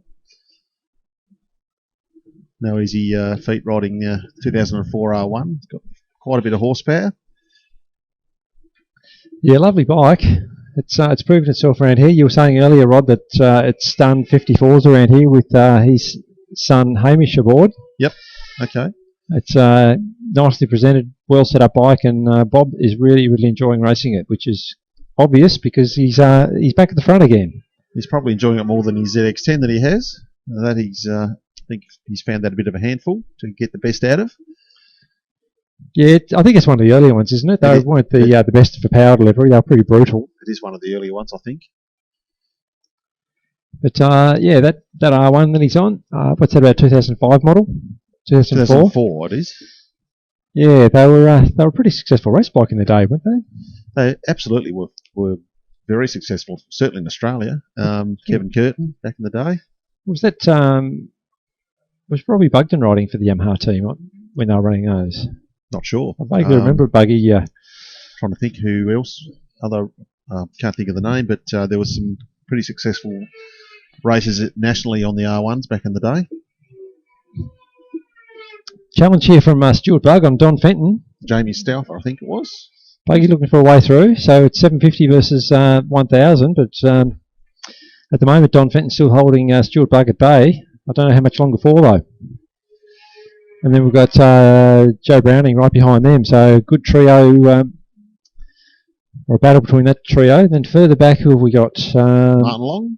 That would be Martin Long, yes, and then further back to Karen Webb on the Golden Era GSX-R 750. 1989, 1989 or 88 model, Chris? Well, I can see Wayne down there. Wayne, can you see us? It's 90 model or 91? 1 or 2? 1. I think he's saying 90. 90. Nod? 90. 90. Yep. Yep. It's a 1990 model. The classic L, Suzuki L model. Look at this though, Don Fenton with Stuart Bugg breathing down his neck. Buggy looking for a run up the inside to one. Oh, he's in there hot. He's in there very hot. Oh, and he's managed to Pulled it up. He has done it. I didn't think he was going to do that, Chris. Thought he was going to run wide there. Look, he did very, very well. I thought he was in hot, but great riding for Buggy. Now, what can Don Fenton do about it? He's got the extra cubes in that 1000, but Buggy's doing the right thing. He's getting a break on the back part of the circuit. Yes, as we've seen many times when with these mixed classes, you've got to get the time or use the time effectively if you're in front of 1000 to try to get that gap between corners 2, 3, 4 and 5. Otherwise, they get on the straight and it's all over again. So they just got to do all that work over and over to try to get through. Well, Buggy's done it. Now, the next one that Don Fenton's got to consider is Joseph Browning right behind him. He's all over him through the chute. Looking for a run around the outside. 1000 might just outpace it. Oh, look at Joseph Browning trying to do the same thing as Stuart Bugg, but thought better of it. Yeah, he probably made the right decision there. I think so. I think Buggy had a better run through the chute to sort of leapfrog the 1000 once they straightened up, but yeah, Joe Browning didn't have that opportunity, and he's on a 600 versus Buggy on a 750, so that may have made the difference as well. It's a beautifully presented old 750 of Stuart Buggs as well. Yeah, he takes a lot of pride in his bikes, which is great to see. Saying earlier how nice it is to see well presented bikes out here, and I think on the whole, the standard is continuing to rise. People do take pride in their race bikes, and yeah, like I say, I think it's a great thing to see.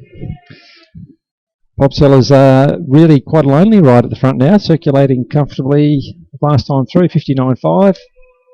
Yeah, with the best lap so far for Bob of 58.7. Well inside what he's capable of, so he should be keeping himself quite fresh for this one. I think we've seen Bob maybe on the ZX10 on the low 57s. I think he did a 57 in race 1. A high 57, I think we saw. Yeah, I think we did.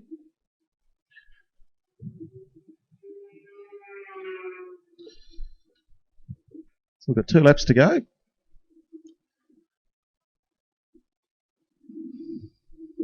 I think Bob's probably quite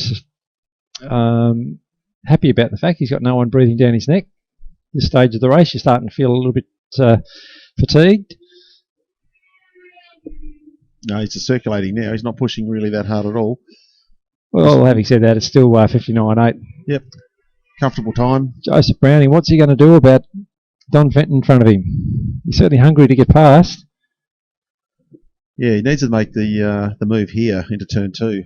That'd be the ideal place. And look, they're both lapping in the high 59s. It's still a good pace. But again, where do you do it? As you said, Rod, it's got to be this back part of the circuit to try and gap the 1,000 before you get to the back straight. Yes, he could do all that work. He passed him anywhere else apart from turn 1 or turn 2. Really needs to be the place to make the move. But it's very hard to be in the right position with the back straight. Prior to turn 1, you're losing so much time down that back straight, so you've got to make it up on the brakes or extra corner speed. Bob Sellers will actually pick up the win. Very convincing race there from Bob. Stuart Bugg, standout ride there from him. Great job. And Don Fenton will just hold out Joseph Browning. Of course, all these bikes are eligible tomorrow for one of the other feature races we have, which is the Golden Oldies Cup. That's a handicap. So the handicapper will stagger the start for these riders so that it's based on their best race time. That should be interesting. Best race time from today? The weekend. From the weekend, okay. So does that include qualifying as well? Well, potentially, yeah, if that's a faster lap time. Usually, as you know, Rod, people go faster in races than qualifying. Not always the case. It's usually the case in our club racing. Different at national level, of course. Talking about national level, do we know how how Jack Miller has gone so far? No, I don't. I just saw that I think he ended up P2 after a very, very small crash in qualifying. But and I saw Wayne Maxwell had gone well under the lap record, as did Jack Miller. But Maxwell had qualified on pole, I think. Okay. I think Stuart Bugg was the standout in that one for me, Rod. Yeah, he rode really well. That was a really nice move into turn 1. It was a great move. And it did, to the naked eye, look like that he wasn't going to make that move stick, but certainly got the bike stopped and turned and kept that position very, very well. Yeah, he should be proud of that. It was a great ride. So we've got a accomplice up here. We might see if you can Google or go to CompuTime and see if we can get some results up. On CompuTime or NatSoft? I think it'd be on CompuTime, being an ASBK around. It's at in South Australia. At the Bend. At the Bend. So I think race 1 would have been run and done by now. So a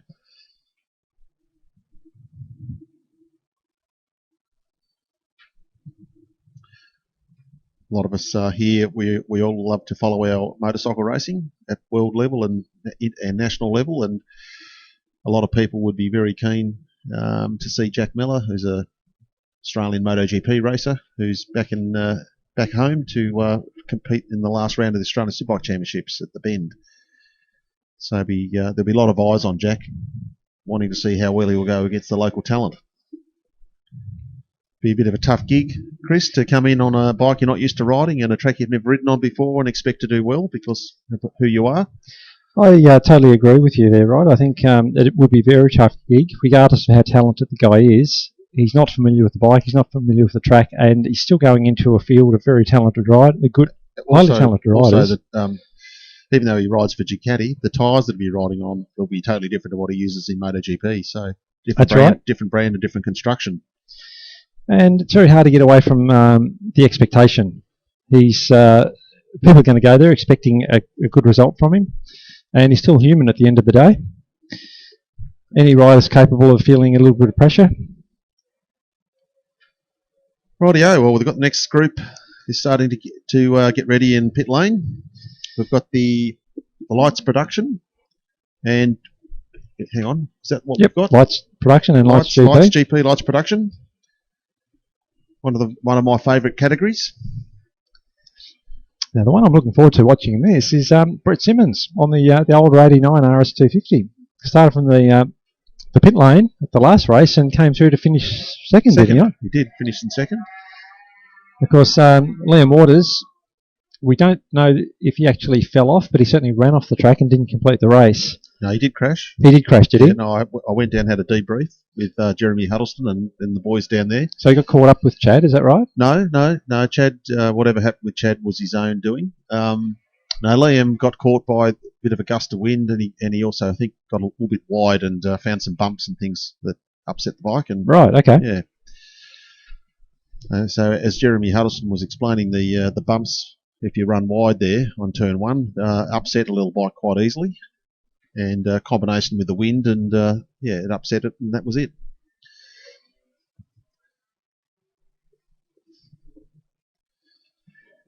Yeah, it certainly has been gusty at times. In fact, it looks like it's blowing a bit out there.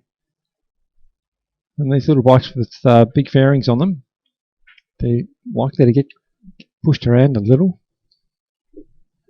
Yeah, you can see looking at up towards Suckers, there's you look up there, Chris, you can see the grass is moving quite steadily there. So there's obviously quite a bit of wind up towards Suckers.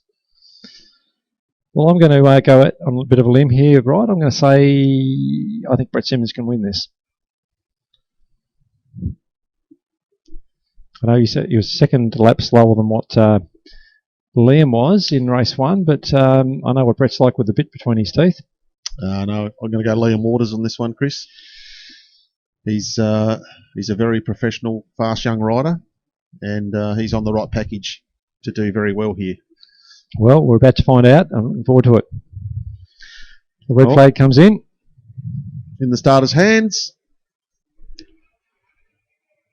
Racing. We're away. And a great start from Jesse Woods from the second row on the production bike. He's showing how the production bike can just get off the line so much easier than the Grand Prix-based bikes. Definitely. The talk of that four-stroke is very obvious there off the line. So it's Jesse Woods from Liam Waters, from Brett Simmons, from Larry Eaton, Lockie Curtis, and Tom Turner. Once again, Tom Turner doing really, really well as a junior rider coming through the ranks. And just outstanding, Rod. He's just gone around the outside of the rider ahead of him, and he's looking very, very solid. So Jesse Wood's still heading the field as they come onto the main straight. Maybe not for much longer. Still got Liam Waters right behind him and Brett Simmons right behind him. So, big difference in speed there between the... I'll tell you what, Brett Simmons almost got through on Jesse Woods but had to back out at the last minute. Yeah, great effort on the brakes there from Jesse.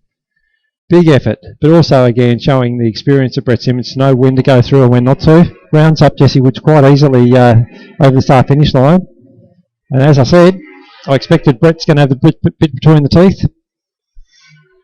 I think he's... well, these next couple of laps will tell Rod whether or not he can pull in Liam. Yeah, it's going to be interesting to see how he goes against Jesse as well.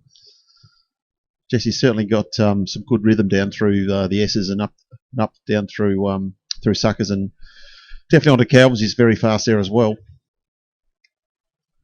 It's a tall order though. He's up against a 250 GP bike, even though it's an older model, but still quite a bit more horsepower in the Grand Prix based bike. So this will be interesting down the straight. We've got the Moto3 bike with Liam Waters on board, Brett Simmons on the older 89 RS250 GP bike, and then right behind that, a production bike with Jesse Woods. And typically, as we know with Brett, he's got a massive carrier in front of him, Chris, and you can see he's really stretching it. He's having a go. He certainly will, and that's what I said. I fully expected him to put everything into this. Tom Turner looking to go up the inside of Taran Ocean in turn one. I tell you what, Tom is just in a purple patch, isn't he? Well, he's unfortunately just lost the rear there, and he's gone down through turn 2. So he's pushing very, very hard to try to make a move on Taran Ocean. Unfortunately, it's just come undone for him. So. Straight on his feet though, looking to pick the bike up. Might be able to resume, but absolutely perfectly okay. But look, credit to him. What an effort. But back at the front, just trying to pick the leaders up on the back straight. And they're just on the back straight now, so we've got still Liam Waters. Still the gap about the same to Brett Simmons. In fact, I think it's probably stretched a little bit. Let's have a look. So last time through, they'll do both in the low 59, so this will be interesting. Just coming through the chute now, so Liam goes 58.7, Brett goes 59.2, so I think you're right, Rod.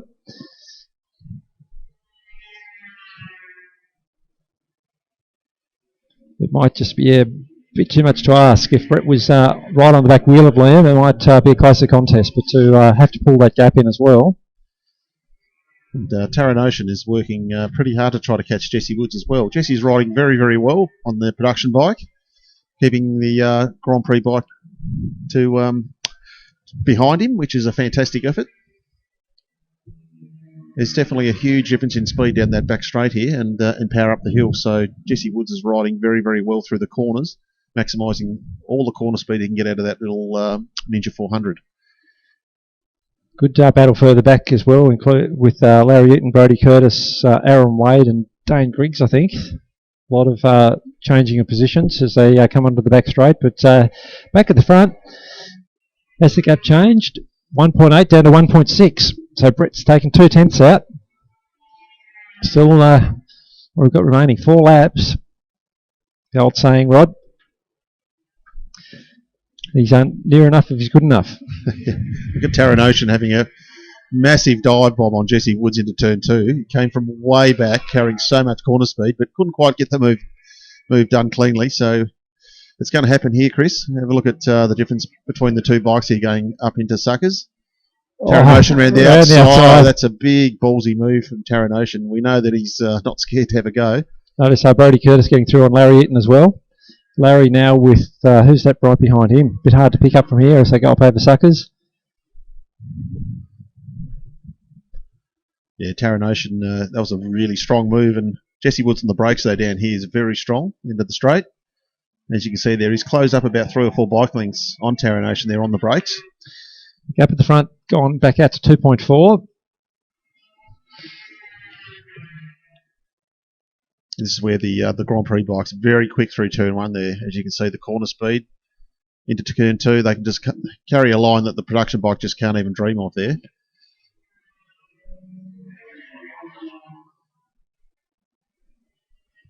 I'd love to see you have a ride of a Moto3 bike one day, Chris. Interesting you say that, because Mike Green was trying to talk me into doing exactly that yesterday. Oh, I reckon you'd love it. I said if you could put the foot pegs down at ground level. Yes. I might bring the seat up about 6 inches as well. You could fit on it. Right, he said one's there for me to ride.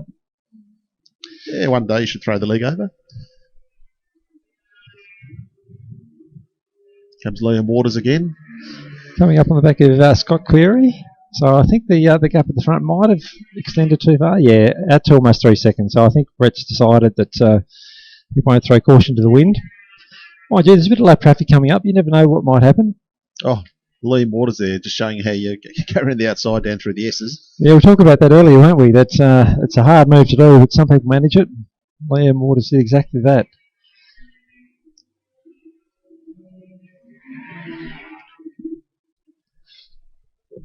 Can't say it'd feel particularly good being the person being overtaken through there by someone who's around the outside.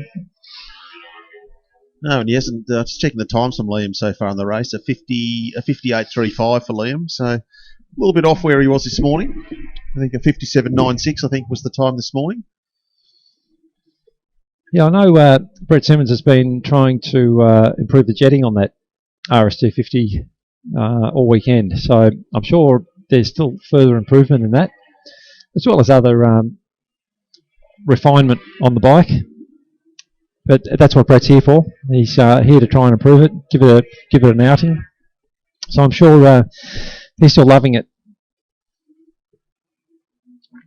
Yes, it's something that I've never thrown the leg over, a little 250 GP bike. I'm sure that'd be a lot of fun to ride. Probably a handful as well in if they're not set up right. Oh, I'm sure they would be. I think they'd have enough power to get you in trouble. Usually absolutely. around the 85, 90 horsepower and about the same in weight, around that 90, 95 kilos. So they're a very, very fast, competitive little bike.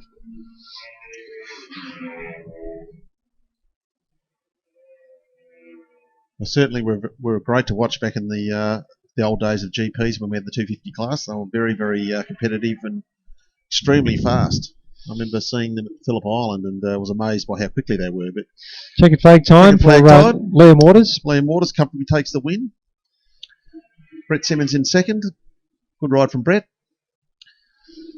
And Taron Ocean's going to pick up third. Jesse Woods fourth. So what we've got there, a difference of fastest lap from Liam, 58.3. Fastest lap from Brett, 59.1. So without knowing what potential is left in that bike of Brett's, maybe a bit more tuning. Might see an improvement for race 3. It'd be good. It'd be good to see them battling it out at the front. Yeah, I'm sure they'll keep tinkering and trying new things and just playing with the settings of the GP bike, which are endless pretty much. There's so much they can do on them.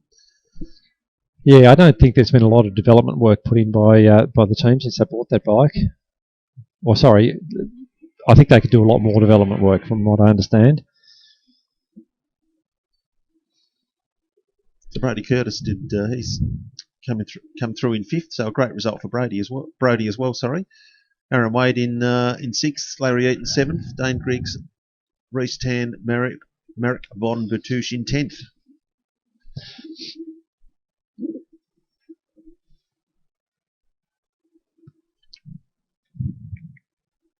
Change of fairings there for Liam, obviously after the DNF in race 1.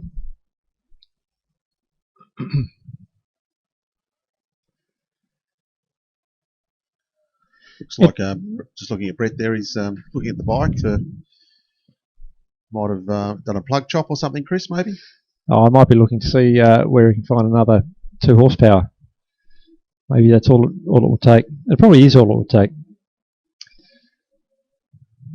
Who knows? It would be nice to have Brett come up and let us know how his day's going. I keep asking, he keeps refusing, but he'll give in one day. Going to have a little sit down in between races.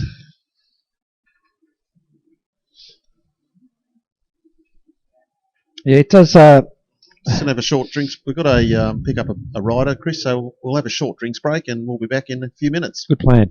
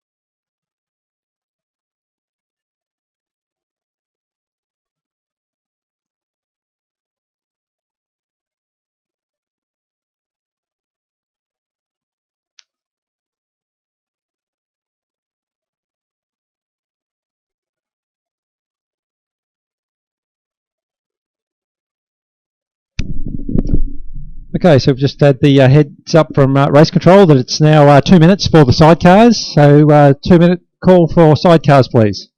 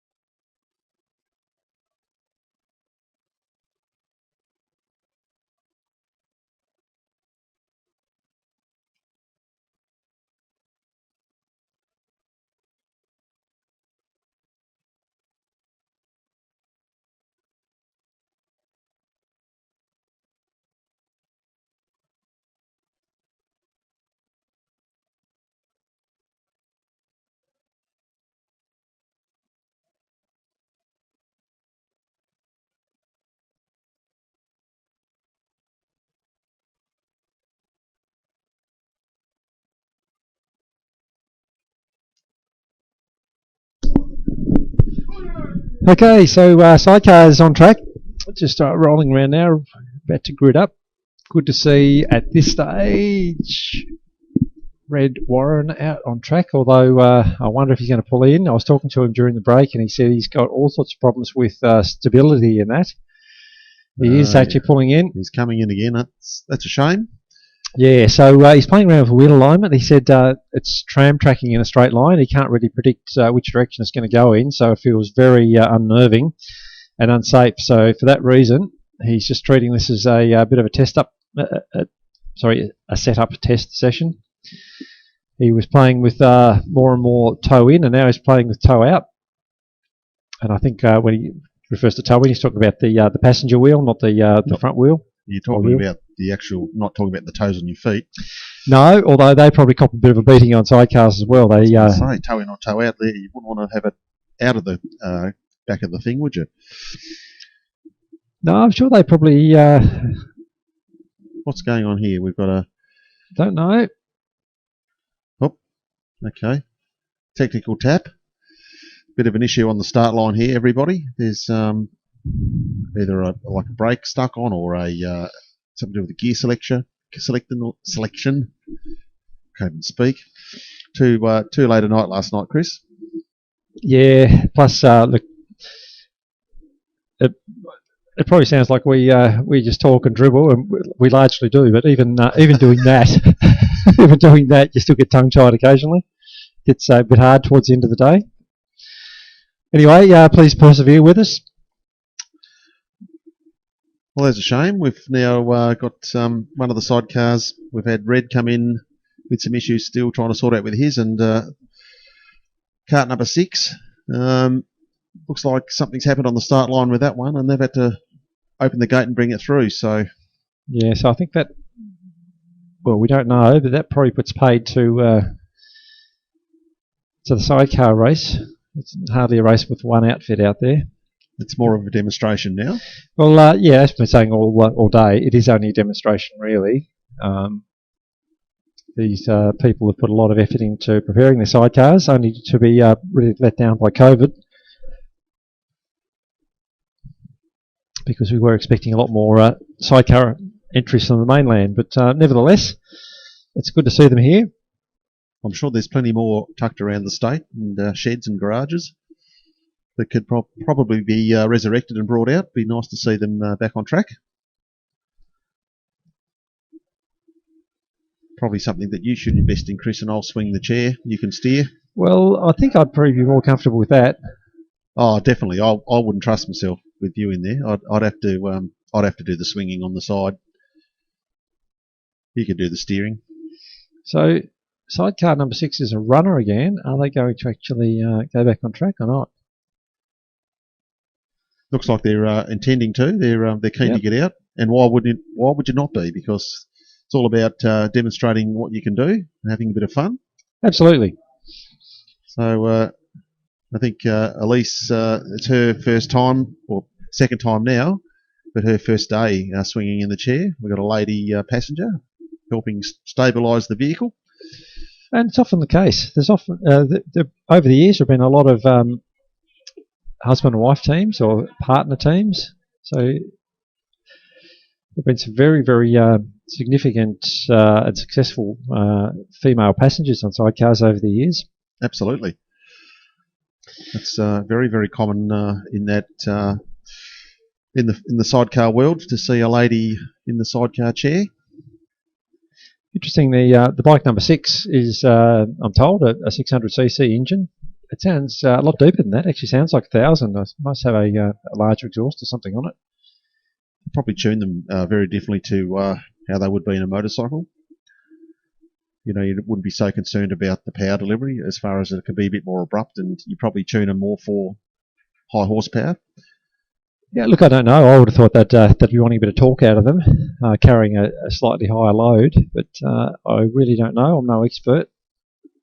And yeah, I'm not sure how they'd actually tune them, but I'm sure they could probably handle a fairly high stated tune, because they're quite heavy. You know, you've got not just one rider. There's two riders on them. So straight away there's an extra 60, 70 kilos or more depending on the rider. And obviously it's got car tyres on it and a big chassis. Not exactly car tyres. Or a car-like tyre. They are almost a car tyre. In terms of what? Width. Thank you. So you'd say a wheelie bin's like a car tyre because it's similar width. No. I think the one down there had big wide tyres on it. They look like a car tyre. They're certainly not like a motorcycle tyre, that's for sure. All right, well, looks like we are going to have two outfits out there after all. I don't know what the problem was. So you can't, this would be fun, the starting, Chris. You can just nail the throttle and I know you'd have to time the clutch, but you don't have to worry about flipping it over off the start like you do on a big 1000. Certainly takes me back looking at a sidecars on the grid. Red lights on, racing.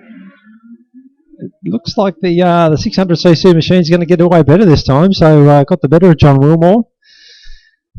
I expect we haven't seen them really head to head for straight line power, but you'd expect the GSX 1100 engined outfit of John Wilmore would have the legs on the 600 in front of it.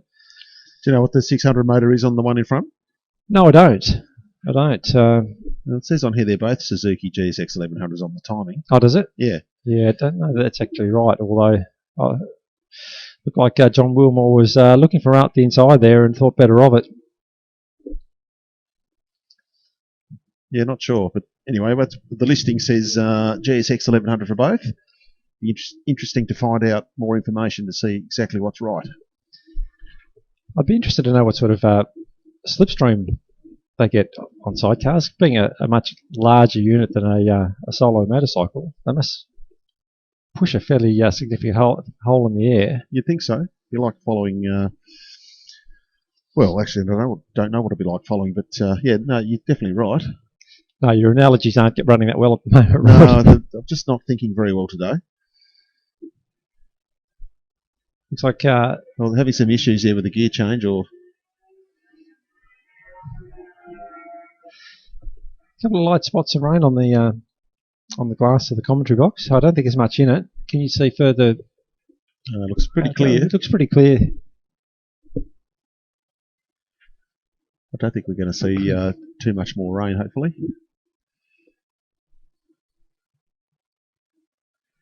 No, I certainly hope not. And I think most of the people in the pits would be saying the same thing. Yeah, look very even for speed up the hill, Chris. Not much in it. So I'm pretty sure that they've both got the same type of motor. Oh, there you go. John Wilmore's actually put a move on the outside down the hill into Calvin. So I'll say there's a gear change issue going on with the blue cart. This, that whatever happened on the start line, I think that's hasn't gone away completely. Yeah, well, they've shown good speed down the back straight, so not giving it up. Yeah, on the lap before they had some issues on the sweeper here. You could see they lost drive or either jumped out of gear or missed a gear. But we saw John Wilmore's sidecar get balked quite quickly there. So they were carrying quite a bit more corner speed and had to roll right out of it. Interesting. They're going faster than they have all day. They were in the 122s before, now down to 119 for John Wilmore. So, what's the? Do you know what the lap record here is? Rod, that's tough. It is a tough question. No, I don't. It would surely be sub-minute. Yeah. At ASBK level back in the day. Look, they're fast, particularly modern sidecars, the F1 and F2, which are running either the 1000 engines or the current 600 engines. I'm thinking, like when you and I were over at Barbagallo, I was running the historic bike over there and set the historic lap record at 61.5 or something, and the sidecar lap record was like 59. Okay. So they're significantly... yeah. Well, they're certainly up there. 59 seconds of Barbagallo is not a superbike time, but not far off it. Yeah, it's certainly very competitive. Great little track too, by the way. Anyone who hasn't been, but if you ever get the opportunity to ride there or take a car around there, very, very good fun. So John Wilmore was starting to play at a bit of a gap. I think that actually might be Gavin Brooks. It was Terry who was riding this morning, so maybe for whatever reason, a bit of a rider change. But again, everyone out there today, just as a bit of a demo and just help get these outfits sorted, which is what Red's been trying to do with his. Unfortunately, I think there's probably too much head scratching going on in Red's camp, a bit of frustration, but ultimately it'd be great for him to find a way forward with it so that we could see him circulating more regularly. Yeah, it'd be great to see sidecars back on track, so Red may need a bit more track time to get out here and dial in a few different things and try a few different other bits and pieces with it. Be nice to for the club to allow that to happen.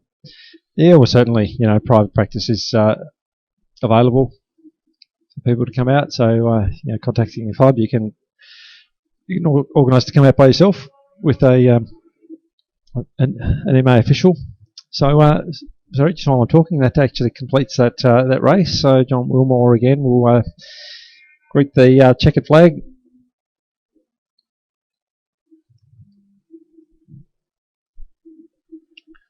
So you might as well go and have a talk, Rod. You're saying you're pretty keen to go swinging on one? Yeah, I'll give it a go. Absolutely. I think it'd be hellishly good fun.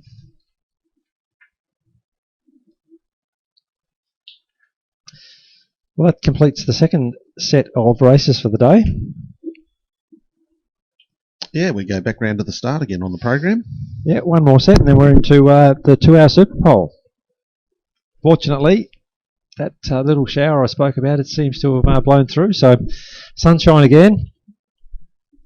Certainly no sign of any water on the track, which is a great thing. Yeah, we might have a little drinks break again, just while we're waiting, and we'll be back for the start of the Tassie Juniors.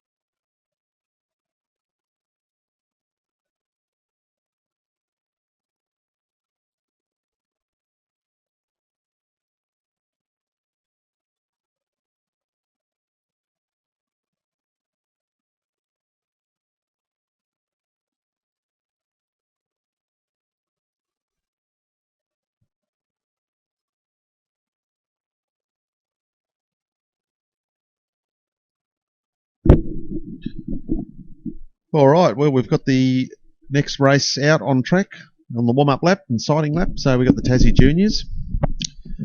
And I guess, Chris, it's going to be, will we see Tom Turner try to break his current junior lap record? I was just wondering, Rod, Rod, because Tom actually had a DNF in the last lights race. Oh, And yes, it may well be, I don't know this, it may well be the first time Tom's actually fallen off in a race, Okay. which can actually impact some riders, take the edge off them a little bit. So it would be fairly impressive to see him come out and set a lap record now. Unless he knows exactly what he did wrong, sometimes it can spook you a little bit. Not that he was hurt, not that it was fast, but it can put that 5% doubt in your mind. Yeah, well, certainly having experienced it myself, it does play in the psychology just a little bit. So it can take a bit of time and a bit of effort to get your head back into the right spot. As I say, if you're not really sure of what happened, sometimes you can think, oh, I didn't expect that, and I don't know what to do to stop it happening again, other than slow up, which is what some riders will do. In fact, he's not out there, so... No, he's not. Okay, right. So obviously, potentially might have had a bit of an injury from that crash earlier, or I'm not sure. Don't know. The red light's on. Okay. So it's Brodie Curtis's race to take. He's the first one away. David Coward away nicely too. Isaac Simmons from the back of the grid. He's through into third place. Ava Connell. Gusso Halloran squeezes through on the inside of Jed Pryor, but it's going to be Brodie Curtis who will lead the pack down through turn 2 for the first time. David Coward's coming along nicely too as a rider. It's probably the best race meeting I've seen him put in so far. Yeah, all the juniors, every time we see them on track, they're improving, and it's great. And that's what we want to see more people joining the sport. And this is a great way for young riders to get a feel for it and get started. And then, as we're seeing, we've already seen some good transitions from previous riders in the group that have now gone into the lights production and the lights GP. Without a doubt, I think it's proving to be a very successful training ground for young riders, because the likes of Tom Turner straight into lights production. Brodie Curtis, same thing, straight at the top end. Clearly, these little bikes teach, as we were saying earlier, teach all the necessary crafts to ride a race motorcycle well. And as we've said a few times, it teaches you to be, tight and efficient on the bike, good, efficient race lines. It's not all about just being able to leave black lines on the track. No, definitely not. And I'm just watching Brodie Curtis there, Chris, as he finished his braking at the end of the straight and started the progress around the sweeper. He did actually wick it up. Is that right? He got it. Yes, the rear did step out on him and put him up out of the seat. So they're certainly trying on these little bikes. Yeah, I've seen him do that once before, but that was as a result of touching something down on the track, I think, and the rear end spun round. It was one of the biggest moments I've ever seen on one of these R15s. Yeah, look, I'm not sure exactly what he did. I just happened to look up and catch the moment, and whether there's something down on the track, I doubt it, but maybe he just, I don't know, maybe it's got more horsepower than we know. Anyway, we're watching him again. He's just coming down the back straight now into the braking area. And let's see if the problem reoccurs. Right about there, he had the problem before. So, don't know. All good that time. I'll tell you who's on the charge, though, and that's Isaac Simmons.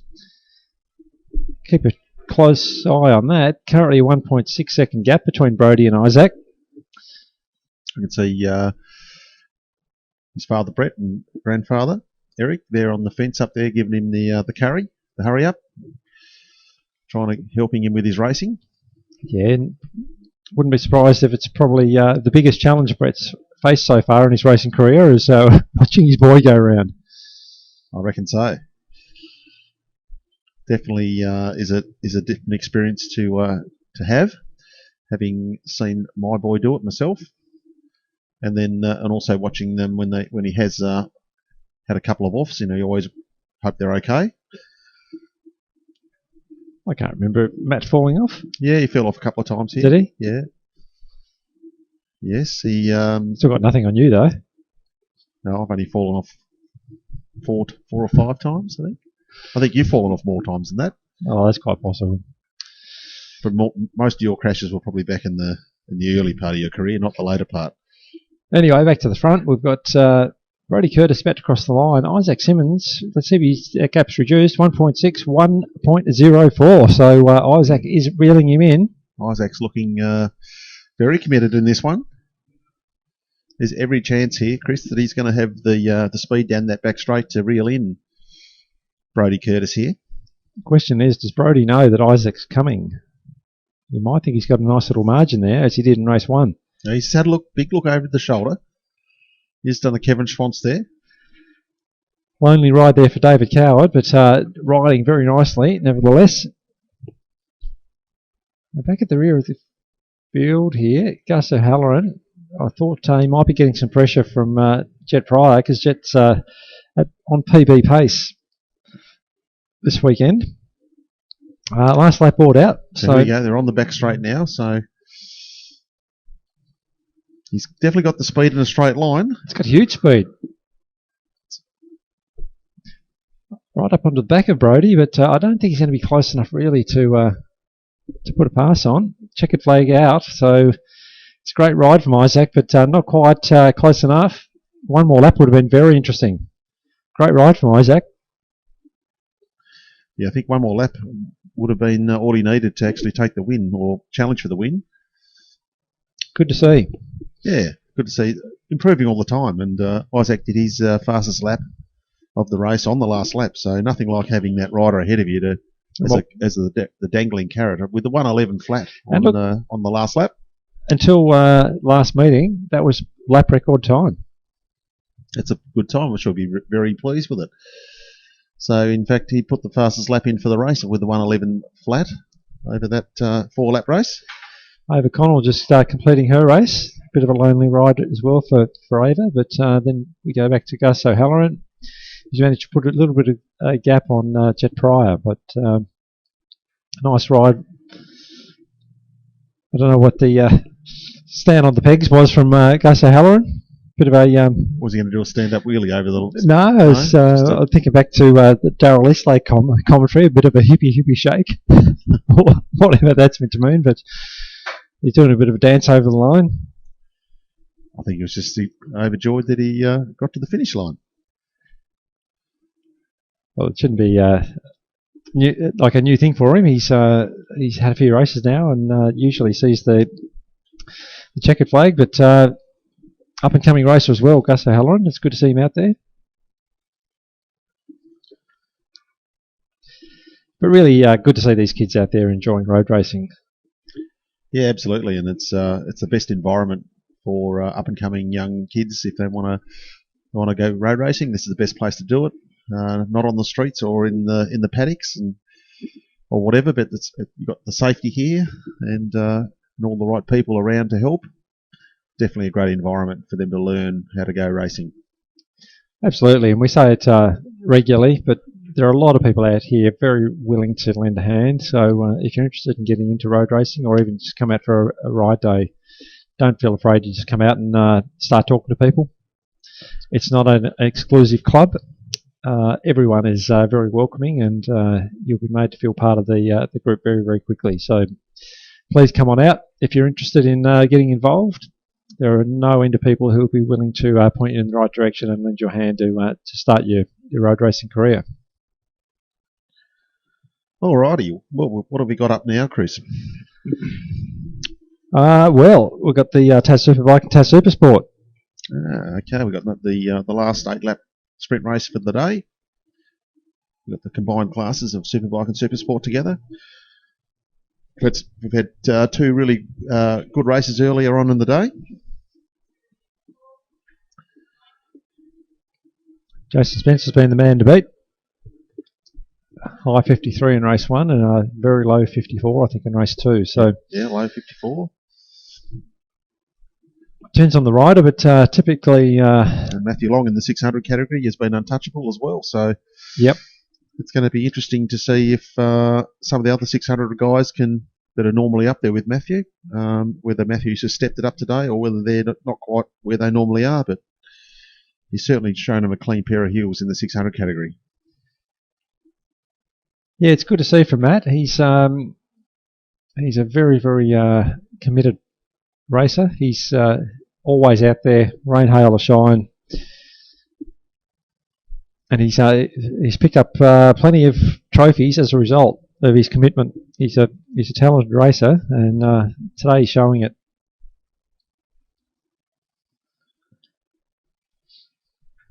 So I'm just looking for Peter Bellchambers, who he did do the second race, but for some reason didn't start from his qualifying position. So whether there's an issue with the bike, I'm not sure. Yeah, don't know. Some of these guys who are enter for the 2 hour are wanting to start from the rear of the grid just to stay out of traffic and just sort of roll around and continue to work on setup and just get their mind in the game.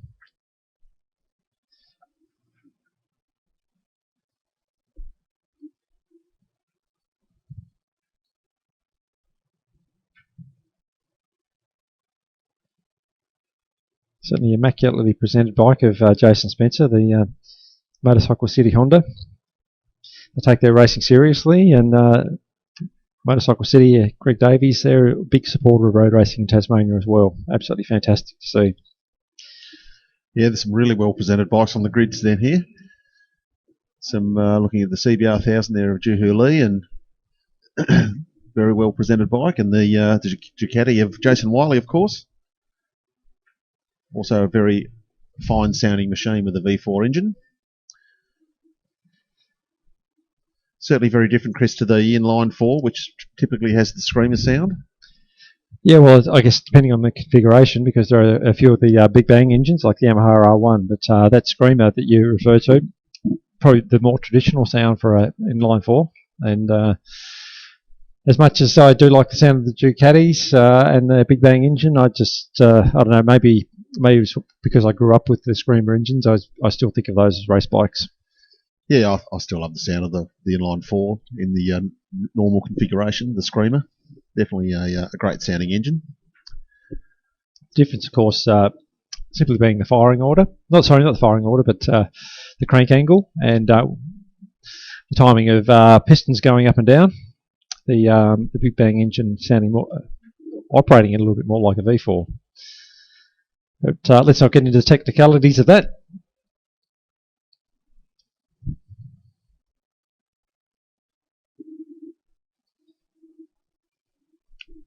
Looking for Peter Bellchambers. Is he out there, Chris? He is. Yes. He's rolling around towards the rear, and I think he's probably going to start from the back of the grid again rather than P3.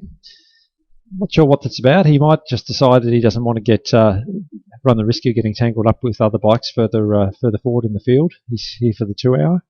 So to Hamish Sellers at the back of the grid on the GSXR 1000.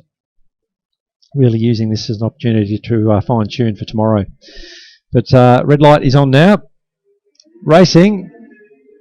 I think Matt Long probably got the jump slightly on Jason Wiley and has. So Matt Long on the 600 will actually lead the field for the first time.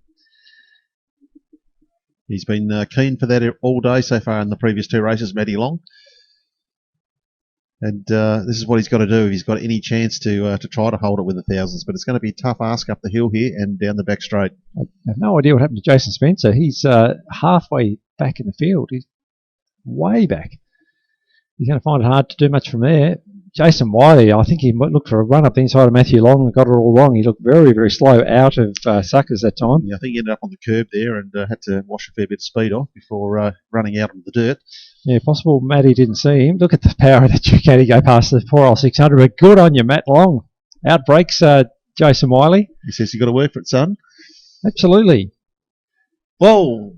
Geez, I thought we had a bike down, but no, we didn't. But just 2 bikes very, very close there. Knee slider, Barry. Knee slider.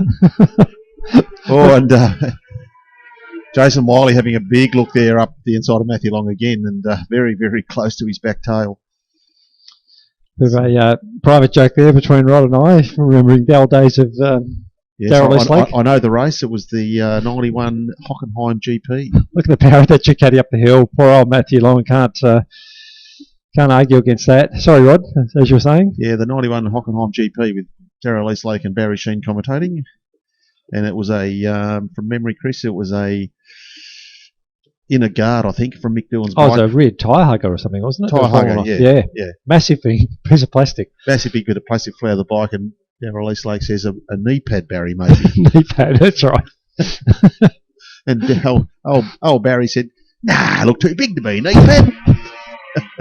I think I still got it on tape somewhere. Do you remember those things, Chris? Tapes? Tapes. You remember we used to sit up and we'd record all the Grand Prix off the TV on long play? Absolutely. Yeah. So back to the race. Anyway. So Jason Wiley's passed Matthew Long now, and it's starting to eke out a bit of a gap. But I'll tell you what a job Matthew Long's doing on the 600. Next group back, John O'Hughes heads Marcus Delaney from David Bartels, putting in really a sensational race weekend so far. Jason Spencer then starting to work his way through the field. Yeah, not sure what happened with Jason Spencer off the start, but obviously he got either missed a gear or ran wide because he's ended up, 3 or 4 seconds back. Jason Spencer now starting to move forward a few places, but Jason Wiley over the start finish line. Matty Long goes through. What's his time? He goes through 56.4. Jason Spencer up the inside of Marcus Delaney, threads the needle between two riders, but experience shows, does it really, really nicely. Right on the back of John O'Hughes, I think now, is it, Rod? Yeah, Jonathan Hughes on the Triumph 675. You want to see horsepower? Have a look at this up the hill as Jason Spencer opens taps on that 1,000. Yeah. He actually rolled out of it. He did. But you can see there's clearly this is where the 600 versus 1,000, not argument but debate or whatever you want to call it, comes in. But down the back straight here, absolutely no problem for the 1,000cc bike here to look at that straight through, massive power wheelie, and looks fantastic as he pours the power on and just easily goes through into third position. Yeah, big ask for him to win from there. I don't think he will, but he's got clear track in front of him now, so it'll be very interesting to see what sort of lap times we see from Jason. Disheartening for the guys behind him. Power difference of what, Rod? 30 horsepower plus? Between the 1,000 and 600? Yeah. Oh, well, no, well more. Depends on how good the 600 is, but... No, that'd be the 600. A good 600 would probably be about the 110, 115 at the wheel. And the 1,000 would be up around that 170, 180 maybe. Yeah, more than that. Probably more, but I'm talking at the wheel, not at the crank. So, yeah, so quite a bit of difference in horsepower. Then you've got to get it down on the track. Not always easy to do.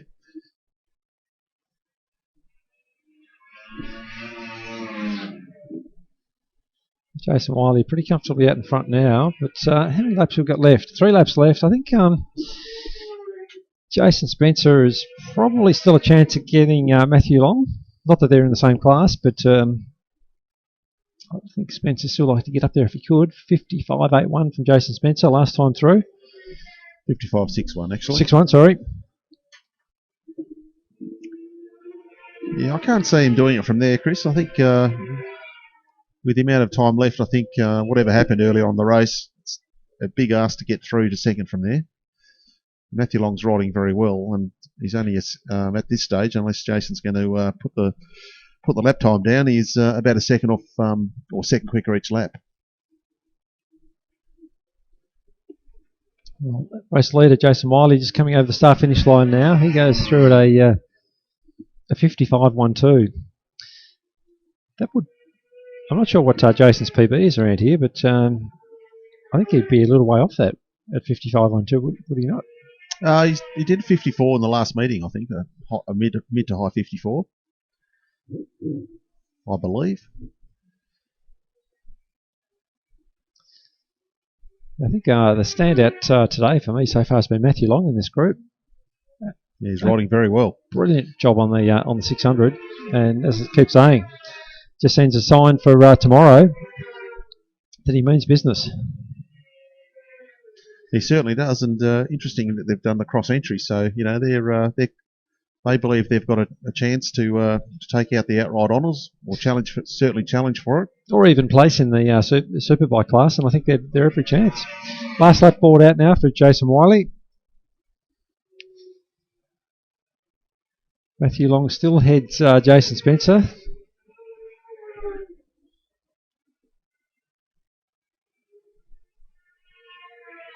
Looks like John O'Hughes has made a bit of a break from David Bartels and Marcus Delaney. Bit of a tussle there. David Bartell's riding very, very well. Yeah, coming along in leaps and bounds, isn't he? We've got Hamish Sellers there. He's got the doing the Mark Marquez there with a foot out going into turn 1.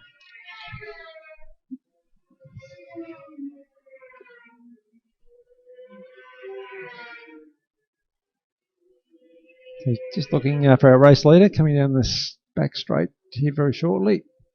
Oh, look at Jason Spencer on the back of Matthew Long. Right up now. I don't think he's going to be close enough, but Jason Wiley takes the win. What can Spence do about it? Not much, unless he can get a very good run over the start-finish line. It's going to be close.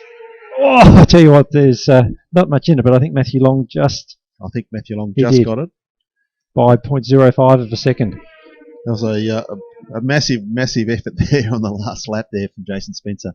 What was his last lap time? A 55.10. So his fastest lap of the race on the last lap. Jason Wiley, interestingly, 55.08. So only 0.02 of a second difference between the two in lap times. I reckon Jason would have, Jason Spencer that is, really enjoyed that, despite not winning it, coming from a fair way back in the field. He looks to be revelling in this current bike he's riding. Yeah, he's certainly got it looking well set up, well dialed in.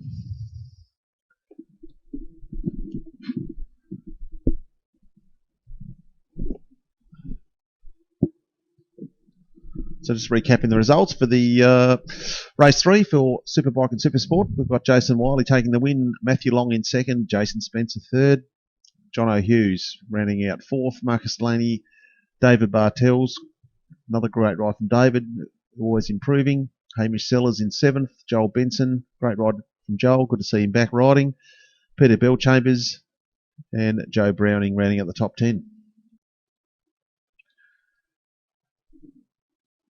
Pretty good conditions, Chris, for that one. It certainly looks good from where we are. Looks like all that rain and looks like even the winds quietened down quite a bit from what we saw earlier. Still a bit of wind around, but it was quite a cold breeze coming through earlier in the day. Yeah, look, certainly the flag's still moving, but I don't think it's anything that's going to cause too much problems for the riders out there. And as we often say, it's more the direction than the wind speed that can often cause you problems. Yeah, definitely here.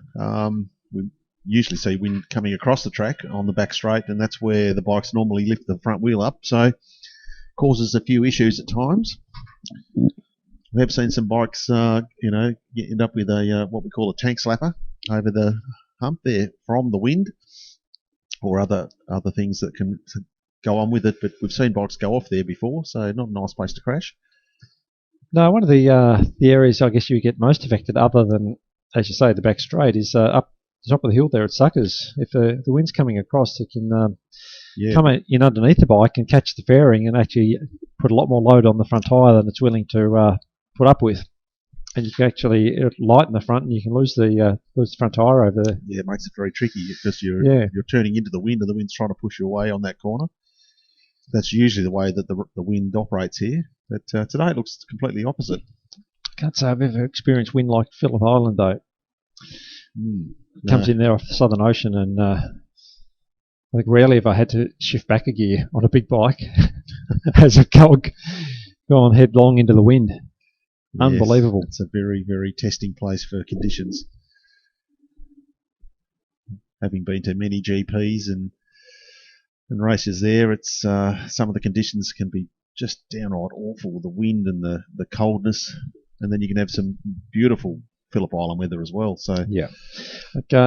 Anyway, Siberia is a well-named corner or area of the track.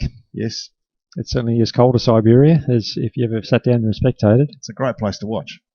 One of my favourite spots, actually, at Phillip Island, Siberia.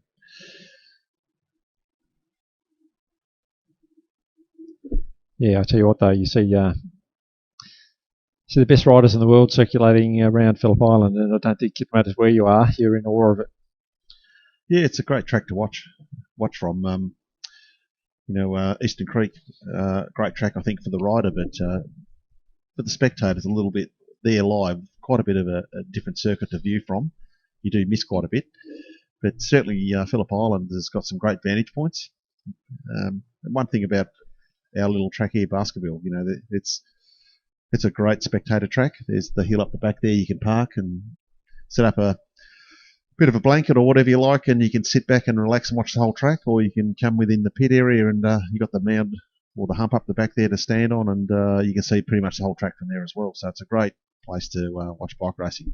Yeah, completely agree, Rod. I think it's probably one of the best in Australia, to be honest, from a spectator's point of view. In a natural little valley or bowl. Yeah, went to not Lakeside. What's the Paperclip? What's that track in Brisbane? I call it the Paperclip is the nickname. What's that called again? It's Queensland Raceway. Yeah, okay, that'll be it. That's actually not too bad for viewing as well, because they've got quite a raised area up the back of the circuit. You can get up and you can pretty much see the whole track. So I went to an ASBK round there once. Yep. It's pretty good. Where's Morgan Park? That's up there in Queensland as well, is it not? Yeah, I believe so. But you're not thinking of Morgan Park? No, Queensland Raceway. Definitely Queensland Raceway, yeah. Yeah, well, Morgan Park had the ASBK round last year. Yeah, no. Yep. Looks like a good circuit, a little bit bumpy and dangerous, but still looks like a lot of fun. So next group on track are our Formula 3 and Formula Baskerville. Dale Madden's been the man, taking 2 from 2 so far, and Larry Eaton matching lap times, not able to get on terms with Dale. So alrighty, ask the question of Larry. Red flag is in, so we're in the starter's hands. Lights are on. And we're away, and great start from Larry Eaton. And Dale Madden was napping there, Chris. Larry Eaton with the customary 2 or 3 wheelies as he goes through the gears up into turn 1.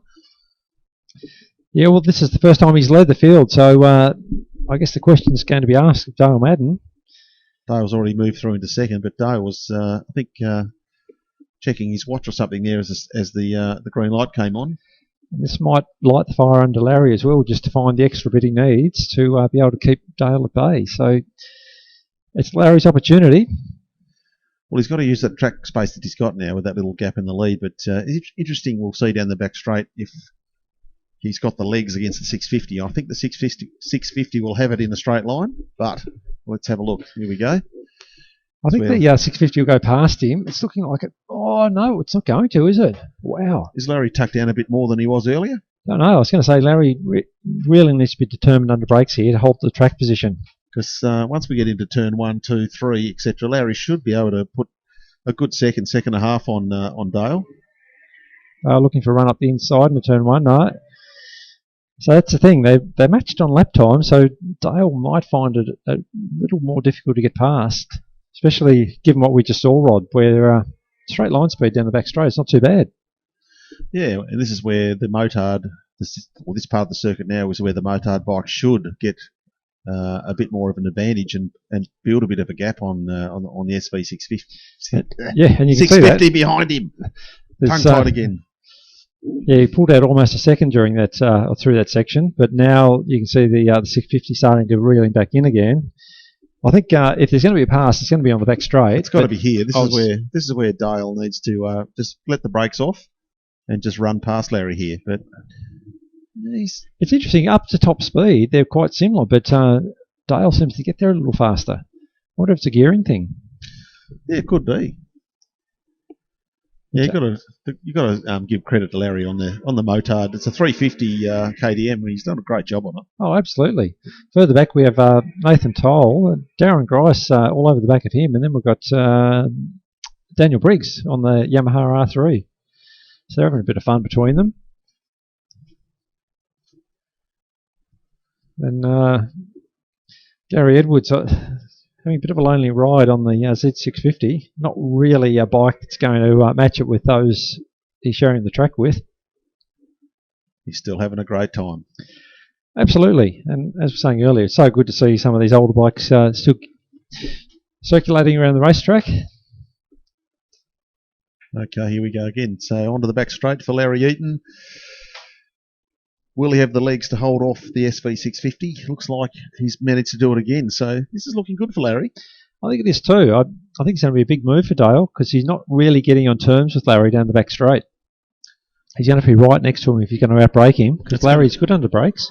Larry's good under brakes, and we're coming into from here we go into turn one. Like this is where the motard bike has the advantage over the SV650. So as you can see there, Larry clearly could pull about 2 or 3 bike lengths through 1 into 2. Dale, to his credit, is riding very well. He's actually probably closed up a little bit more there, Chris. So it's about a second of last time. It's going to go down to the wire. What have we got left? How many laps? 5 laps left. Plenty of time. Plenty of time. Okay. But Dale's going to have to think pretty hard about where he's going to put this move on. Well, my feeling is if he gets past, Larry's going to find it very hard to get back. So Larry needs to... Larry needs to just dig deep here. Let's do a Valentino Rossi on Casey Stoner. Laguna Seca style. Well, here we go. Look at that. Whoa. Wow. Where did that come from? Okay. Well, not sure what happened there, but either Larry missed a gear or Dale just found some extra pace. But, yeah, straight past quite easily down the back straight that time. He's done that very easily. Which is, I think, what we're expecting to see earlier in the race. But look at Larry looking around the outside. I don't think that happened. That's commitment there, Larry. He's like, give me back the lead. I'm going to come around the outside. Yeah, but, I enjoyed that. Yeah, he certainly was committed.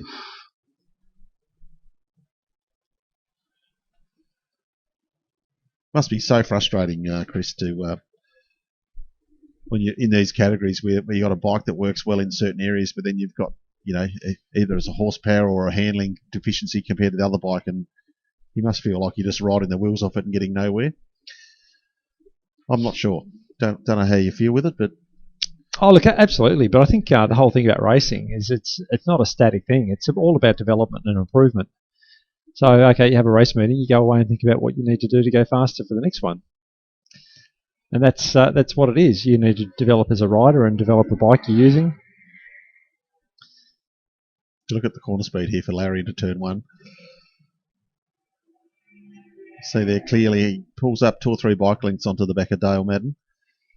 Dale's pretty good, not too bad down through 2 and 3 here. He's riding that SV well. Oh, without a doubt. What are the lap times? Let's have a quick look here. 61.73. Fastest lap for Dale Madden last time around. Yeah, okay. So he's pushing hard to try and break Larry. Larry a 62.1, so still a very good time. I think we saw Larry into the flat 60s earlier. I would like to see Larry ride a conventional bike before he retires. I don't think he's going to retire anytime soon. He had a ride on my 1000 once. And did he? Yeah. I said, take it for a ride, Larry. He took it for a run. He brought it back and he said, no, that's just stupid. Yeah. What, because the pegs are too high? Oh, he said it was really uncomfortable. And he's right. They compared to that, they're very uncomfortable. So both lead bikes just lapping Gary Edwards. That's put a little bit of a gap between them. So I don't know if that's going to be enough to give Dale the victory. It looks like it might be. Yeah, Larry did catch the lap traffic there pretty much at the wrong place around the sweeper. So, yeah, it looks like the gap's gone out to just under 2 seconds. It's going to be a tough one from here with only 2 laps to go. So he really needs Dale Madden to make a mistake. And so far today, Dale's been very, very good, very consistent.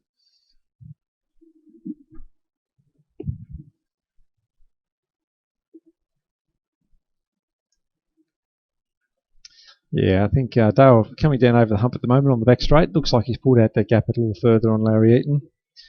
With the last lap board being prepared, I think, barring any mistakes, Dale's going to take 3 from 3.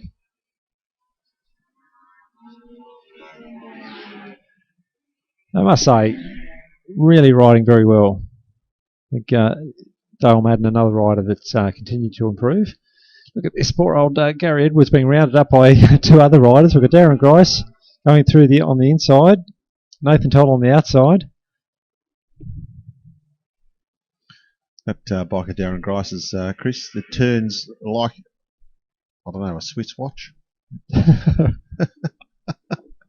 It's just watching a lovely analogy. Watching him turn there put into turn 1, I just went, oh, it's amazing. It just turns like a Swiss watch. Nice one. Do they turn well? Well, they're meant to keep good time. Yeah. Okay. Which I assume means they turn well. We'll take that. Unless they're electronic. Anyway. All right. Well, we've got Dale Madden, I think, just coming around to take the win now. So he's on the last lap. Yep. Great ride from Dale. Very, very consistent lapping, and good to see him dig deep and do what he had to do to get over Lariat at the end there. Larry rolls it off at the end, rolls over the line. Darren Grice on the Swiss watch. That's it. Nice run. Nathan Toll follows Darren Grice over the line. Looks like Daniel Briggs might just about put a lap on Gary Edwards. Not quite. No. So the Z650 will hold off the R3 for the run over the line. Just think you're right about the Z650 made back in the 70s. It's interesting that back then 650 was a capacity that manufacturers thought was going to be of value, and how things change over the years, what drives manufacturers to make different capacities. Back then they had Z250, 400, I think. You had CB350s and yep. CB450s, and then you had a 504. And exactly, 504. There are all sorts of different capacities, and now they're really sort of rationalised into your 250, 4/500. And is that, do you think, racing, like different classes and categories around the world, sort of manufacturers then hone in on racing? Well, we know that's certainly driven capacity in some classes, particularly sports bikes. It's just curious that back then Kawasaki invested in a 650cc bike. I guess it was a mid-size commuter / sports bike, but they probably even raced them back then. Quite possibly. But they had quite a few capacities, didn't they? As I say, the 250, the 400. I think they did a 440 twin as well. Oh, yeah, they might have done. But then if you go back through road racing as well, there used to be, there was an 80cc World Championship, I think. Mm-hmm. And did they even race 50s at one stage? Oh, yeah, absolutely. In Europe they did. So you had all these different categories. There was, wasn't like our era, we remember 125, 250, 500s, and then now MotoGP, Moto3, Moto2, etc. But I think back then there was so many different categories early on in the World Championships. And you had bikes with some pretty amazing technology at the time, and I think there was a 15-speed gearbox or something at one stage. Oh, absolutely. The Honda 4-stroke, that was in the era where there was no limit on the engine configuration, from what I recall. And with the uprising of the 2-stroke, and Honda being a traditional 4-stroke company, wanted to counter the rise of the 2-strokes by throwing everything at a 4-stroke to try and beat them. And they had as you say, like a 15-speed gearbox in well, that might have been the 2-stroke, but certainly Honda made a... never like a 250 V6 or V8 or something, 250 or something. I can't quite recall, but extremely exotic. And rev to like 25,000 RPM. That's right. It sounded absolutely amazing. Yeah. Oh, incredible. The cost of it must have been just exorbitant. And luckily, regulations curbed that, because it was only going to be a race to the bottom from a cost point of view. Absolutely. But look, I like the era. I think, for whatever reason, motorsport in all categories has lots of rules, but I liked the era that I started watching GPs, so it was the late 80s.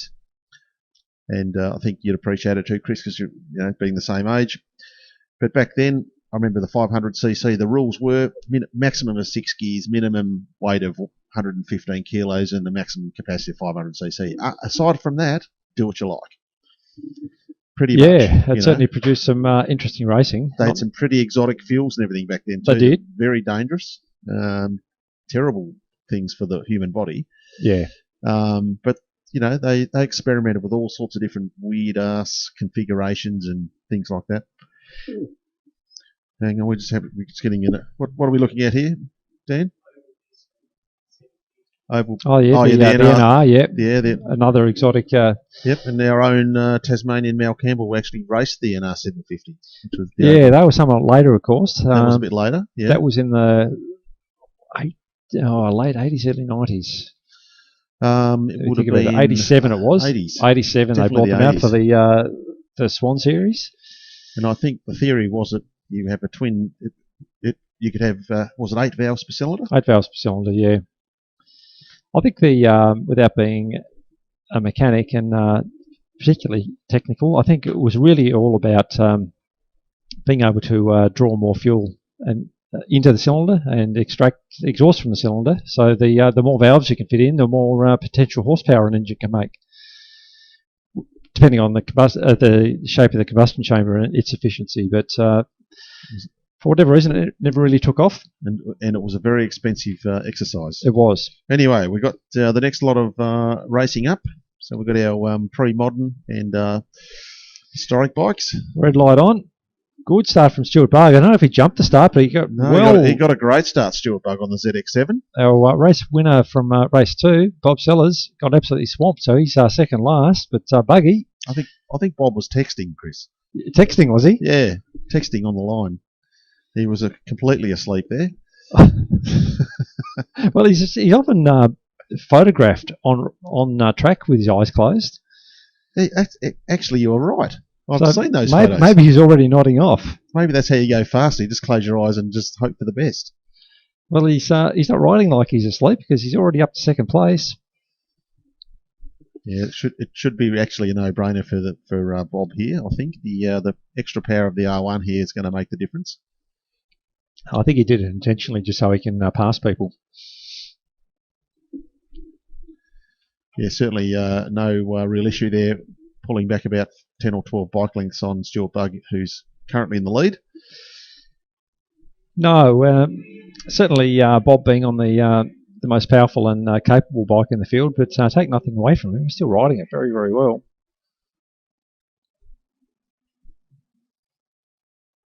And just to, I guess, demonstrate how well Bob is still riding for his age, the SV650 that seems to be shared around the family, Bob not that much slower than both his sons, Hamish and Harry. Oh, I don't know about that. You got into the 59s. Yeah, the other two got in the 58s. I thought they got better than that. No, I think No. I don't know if anyone's listening down there. Harry, Where are the boys? what was the lap time? 58.1? 58.5. Okay, there you go. What about Chip? What did Chip do? 58.6. So you got bragging rights, Harry. Yep. and what about Dad? What did he do? it's 59. 59.8? 59.1. Oh, I he don't doesn't know. Okay, right. Yeah, looking after Dad. Anyway, he's got into the lead and he's used the power of the R1 down the back straight to get ahead of Stuart Bug. Point being, He's still going very, very well. He's still going very, very well, and we're not sure of Bob's age, but I think it starts with a 6. Yeah, Harry's not going to comment on that. But he's certainly riding very well.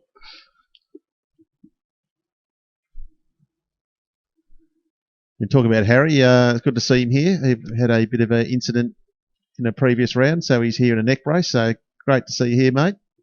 Hope everything's coming well. Yep, he's getting the wave. Don't like seeing our family of racers getting hurt, so it's good to see him here. But, back on track, certainly Bob still doing a great job out in front. But I tell you what, who is also doing a great job, but that's Stuart Bug. He's still right on the back of Bob Sellers. What sort of lap times are they doing? So around the high 59s. Bob's probably capable of winding it up a bit from there. But I tell you what, Buggy's had a good day so far. He's riding that very nicely.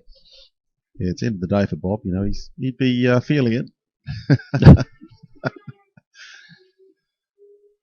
I remember years ago racing against Bob, and like he's so fast in the first 4 or 5 laps, and then it's like, what happened? And he goes, I just got tired. All of a sudden, he's ducktail, and you just about run up the back of him. So anyway, that's just people underestimate how fit you got to be to ride these bikes. Yeah, certainly not easy. But the credit to Bob, he does a great job. He's been doing it for a long time. Very experienced and seasoned racer, but it's just really good to see him still out there enjoying it. Yeah, he's definitely enjoying riding this R1 too. He said it's a really nice thing to ride, so it's probably easier to ride than his 250 GP bike. Yeah, just nice to see him seeing the checkered flag again. But Stuart Bug, I don't know, he's given up on this, has he? He's not far off. He's only a second and a half behind. 4 laps to go. He's dipped into the 59s there, so he's definitely got the carrot ahead of him to help push you along. Another racer who's continuing to improve as well. Stuart Bug is He's probably been racing, 3 years now? Yeah, 3 or 4. Yeah, maybe longer. Could be 5. Yeah, I remember, I think it might have been almost his first race meeting, that horrible accident on the back straight where... that was very nasty. And the bike that, unfortunately, that he hit cut it in half.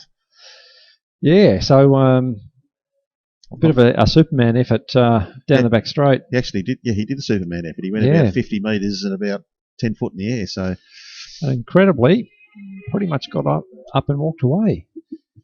But that was a very nasty accident, and I think that was almost his first race meeting. Was his first race meeting? Yeah. It was wet, I think, from memory. He was, I think, about mid-pack, and we had a rider crash at Calvin's onto the straight, wicket up in the wet conditions, and unfortunately he didn't see the bike and ran over the top of it. Yeah, it's certainly a risk there on the back straight.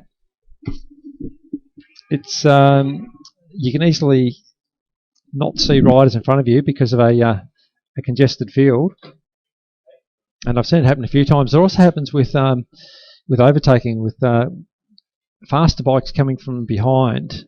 They can't quite see ahead of the pack in front of them, and sometimes people can be changing line.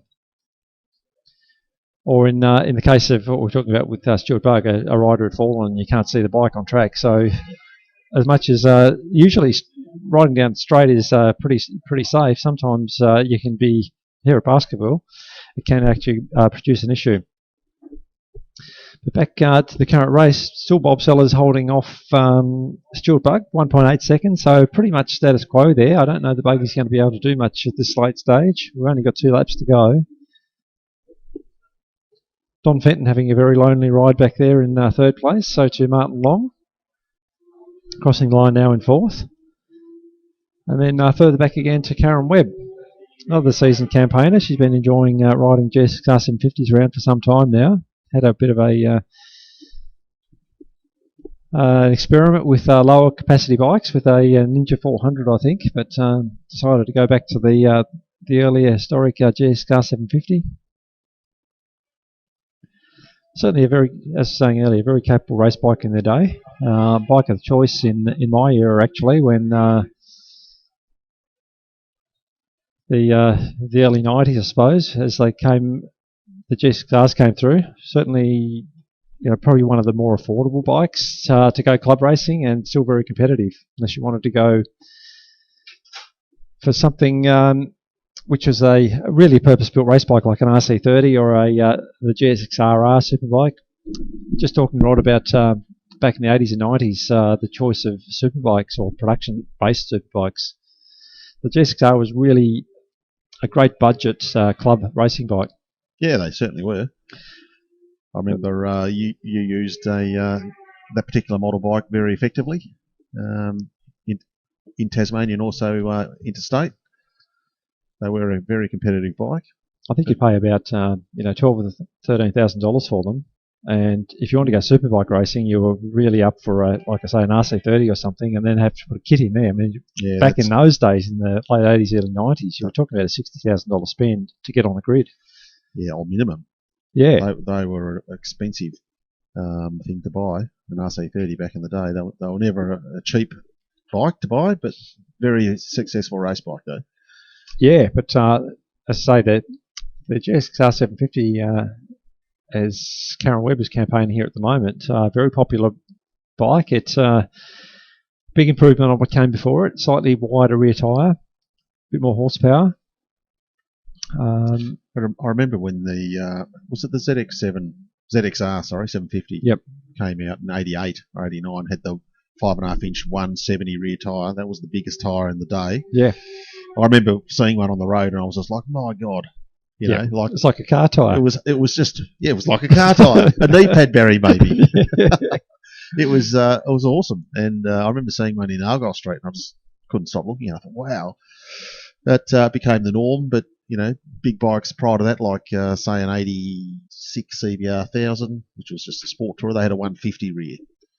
That's right. Yep. In an 18 inch, from memory. They ran probably a 19 inch front and an 18 inch rear or something, or some weird configuration, but eventually manufacturers found that 17 inch pretty much was the best to settle on, and And we've seen that for a long time. Well, that concludes our Golden Era over 500 and pre-modern super sport. We'll have a very, very short break and be back to you for the lights.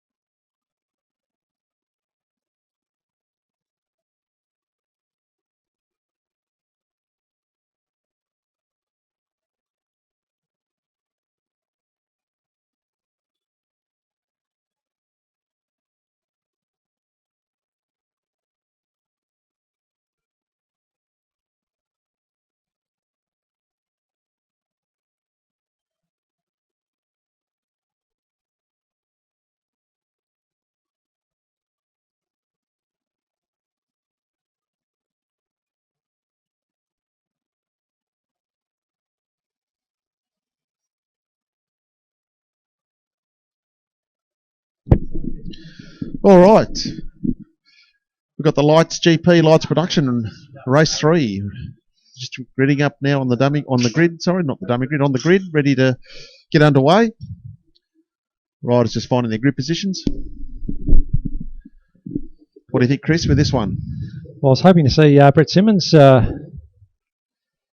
on track, but he seems to be absent from this one. I think there was a few niggles with the bike anyway. The red flag is in. I'll be saying Liam Waters then, in that case. In the starter's hands.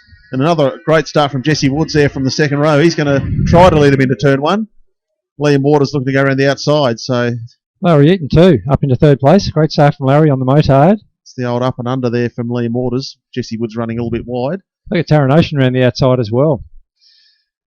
Taron hasn't got the best start today, so he's got to work once again very hard from mid-pack now. Is that Tom Turner back on board? Hope so. That'd be great to see Tom back out there. Does look like Tom. So he seemed to make a better fist of the start on the 125 than what Taran Ocean did. Slightly lighter, I guess, than Taran. Taran's probably not perfectly built for a 125, but still does very, very well considering. He does very well. He has won a national championship on one. It's no surprise. Liam Waters at the front, tucked down hard down the back straight. And Jesse Woods, what a great ride he's putting in on the production bike. And Larry Eaton still in third there on the motard. Look, doing a great job. Taran Ocean here ran the outside of. Trying. It is Tom Turner. Get there. Tom Turner looking to go up the inside of Larry Eaton. No, there's no room there. Oh, Taran Ocean ran the outside of Tom Turner. Tom Turner missed a gear, unfortunately. Look at how wide Taran Ocean is, though. I don't know what happened with Taran. He's just got a bit of red mist, I think, there, Rod. That's not unusual for Taran. No, we love watching Taran race. He's if you open the dictionary and you look at not scared, there's a photo of Taran. He's definitely not scared. We've got Sean Patmore, our club president, visiting. He's assisting with the commentary. I can't quite hear what he's telling me, but it sounds like it'll be a great comment. They're very busy at the end of the straight, Chris. Very, very busy with 3 or 4 bikes. They're all braking up the same piece of road. Further back as well. Look at who's in that group? Everybody. Everybody, yep. That's the group of everybody. Wow, what a race this one is. Once again, Taran Ocean there pushing that front tyre pretty hard through turn 2. Not really getting away from Larry Eaton by a whole lot. Larry's doing a great job on that KTM 350. He just needs to learn to tuck in. As you can see, still sitting bolt upright up the hill, and put a bearing on it. Just puts his head down a fraction. I just can't believe the speed he gets out of it sitting bolt upright. But anyway, look at his fairing on it. He must have a back brace on or something that he can't bend in. So he should be flat on the tank on that thing down the back straight. Look at Taran Ocean there in front of him, and Tom Turner. What a great job from Tom, though, really. And Tom, he's missed the gear again, so Larry's going to have a look around the outside here on the sweeper. And who's that coming around? That's Aaron Wade around the outside of Larry Eaton, looking for a run up the inside. That's a bit tight. Oh, look out.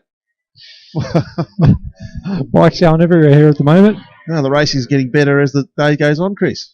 Yeah, our steward, Sean Patmore, chewing his fingernails. Don't want more paperwork to fill out, Sean.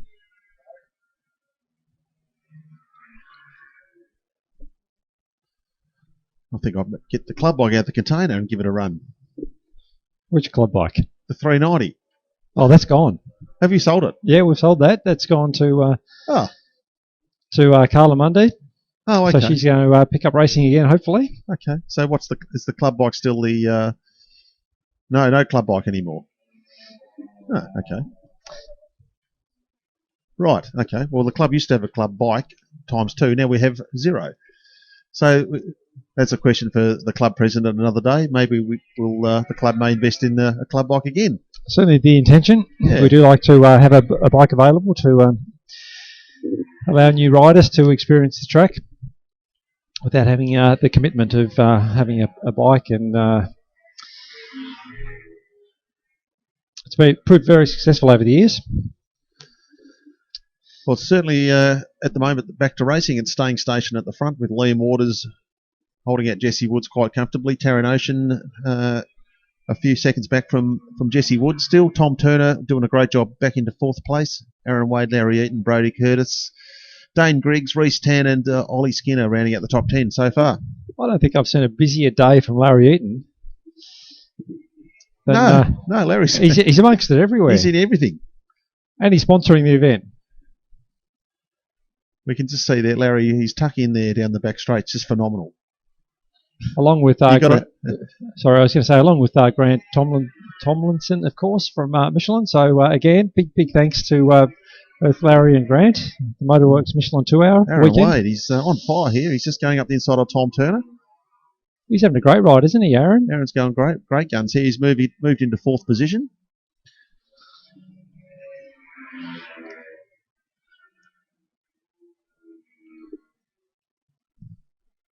Larry, I'm just looking at he's racing against Moto 3 bikes. He's doing a phenomenal job on that KTM motard. It's fantastic. It's good to see, isn't it? That it just goes to show you don't have to have a, you can pretty much go racing on anything. If you can set it up and make it work for you, it's good enough to go racing. So, look here, Chris. Larry's tucking down the straight. Look, see, he's tucking in too under the number board. Oh, I don't know. I think he's got a rod in his back that doesn't allow him to bend very well. So he's doing a great job anyway. He's got Brodie Curtis all over the back of him, so you won't want to rest for too long. He actually looks like he's having an absolute ball out there. But I've got to say, Aaron Wade, very impressive. He's come through that pack and he's starting to pull away. So Aaron having a very, very good meeting. And those, aside from Liam Waters, the top 7 riders did their PB so far on that last stripe. So they're all pushing very hard. All trying to get ahead of each other. Last lap forward now for our race leader, Liam Waters. Liam's best lap so far, a 58.1. So back to good pace again from Liam, although we know he is capable of going faster. His own lap record is substantially faster than that.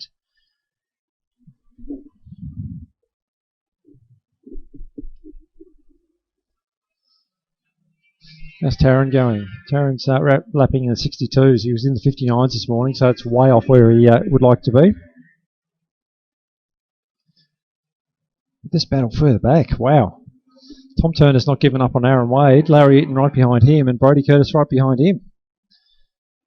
So what have we got? A couple of GP bikes from a motard from a production bike. Production Ninja, I guess it's a 300. I think that one is a Brodie's. 300 or 400? I thought it was a 300. Let's have a look. 300. I thought it was a 400. They only just recently acquired the bike. Anyway. So Liam Waters comes through to pick up the win. Another very well-deserved victory.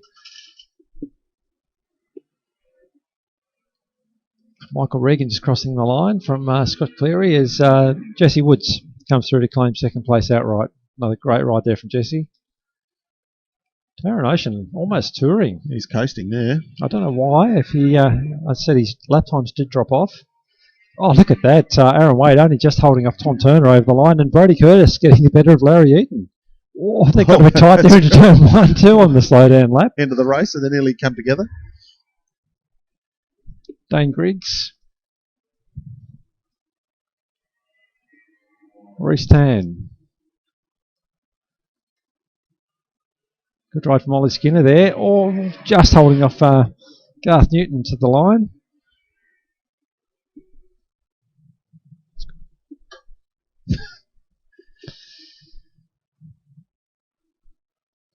Do we get any results from the ASBK yet? Anybody? No, don't know. Keen to know how Jack Miller went today. Yes. I was going to say, Rod, just before this race, just went for a quick pit stop and noticed the barbecue firing up. So, reminded me there is barbecue at the end of the day. Everyone is invited. So, if you're not in a hurry to head off, please come on down and join the barbecue. You're most welcome. But just getting the heads up from race control, it's time for our sidecars. So 2-minute call, please, for our sidecars.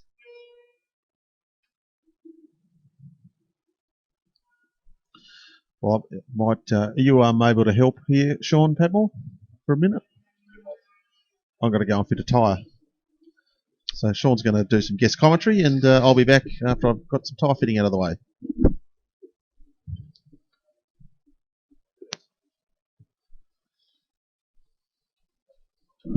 Wow, here's a treat. Welcome to commentary, Sean Patmore. Thank you very much.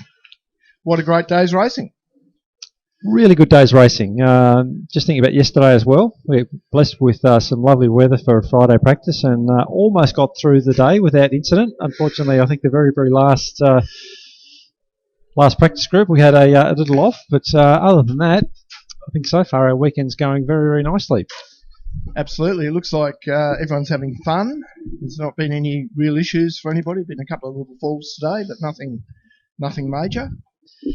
No, I think, like we're saying, like looking at the likes of Larry Eaton going around, how can you not be enjoying that? He's, Yes. he's amongst it in every race he goes out in.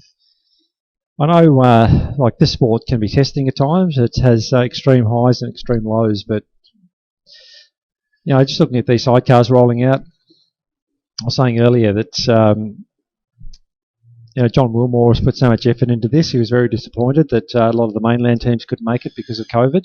There's some of the lows you get, but at the same time, he'll go away from this looking at what he's achieved. Sidecars back on track.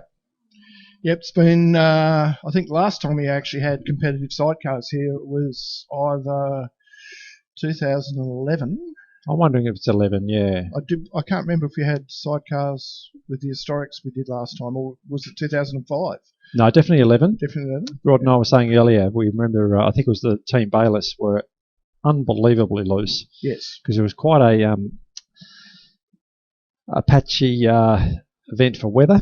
Yep. And it didn't seem to matter if it was wet or dry for the team.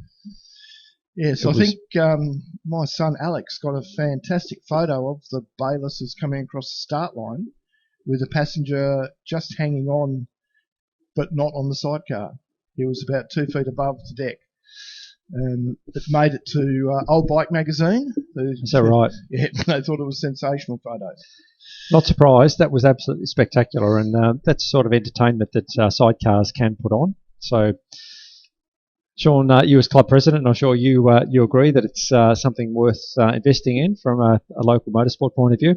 Absolutely. I mean, getting 3 sidecars out here for this event, local sidecars, is just brilliant. I mean, everyone's put in a lot of effort. John Wilmore's put a huge effort in on the mainland to try and get some competitors over. Unfortunately, COVID stopped that. But next year, bigger and better. That's certainly the plan. I guess from a club's point of view, we just want to make people realise that it's not just talk, it's real. Yep. Our club is investing in it. And we want to see sidecar racing grow in this state, and particularly at this event. We do have a belief that sidecars can be a significant part of this event and make it something great. So, as you say, Sean, hopefully next year we're going to see it build, and we were talking about 10 to 15 sidecars last year. Imagine that. Absolutely sensational. Unfortunately, we're seeing Red Warren again come in, not complete a lap. He's had a terrible weekend with that, but it's all part of the development. I mean, he was coming back from a fairly significant crash of that sidecar a couple of years ago. Yeah, we were saying that earlier. It's not just the development of the outfit, which has had a complete rebuild. It's for Red to start to get his head around riding again, and that's a massive thing for anyone. Yep. So I think everyone is in support of Red. It's great to see him out here, and we really hope that he can find his way forward and start enjoying it again. But our race has started, albeit between 2 outfits. John Wilmore has got away best on the that's a GSX 1100 powered outfit, I believe. It is, yes. I know he's put a lot of time into preparing that, as well as trying to promote sidecar racing here in the state. So credit to John; he's done an outstanding job. He was telling me he had. Sorry, Sean. Sorry, I was going to say I was talking to John this morning, and he's on the hunt for more sidecars to bring out for our normal race meetings next year. He thinks he's got 2 other potentially competitive sidecars that are sitting in someone's shed at the moment. Is he not naming names? No, he didn't name names. No. But I believe he is putting pressure on them to get them out or get someone out on them if the people who own them don't want to ride them anymore. Well, yes, that's right. There are a few sitting around, so it would be good to see them out. In fact, there's one sitting on a trailer down there that's minus one engine, I believe, but certainly capable of getting out there. Yeah, they're great to watch. They're just, especially for people who aren't involved or haven't seen them before.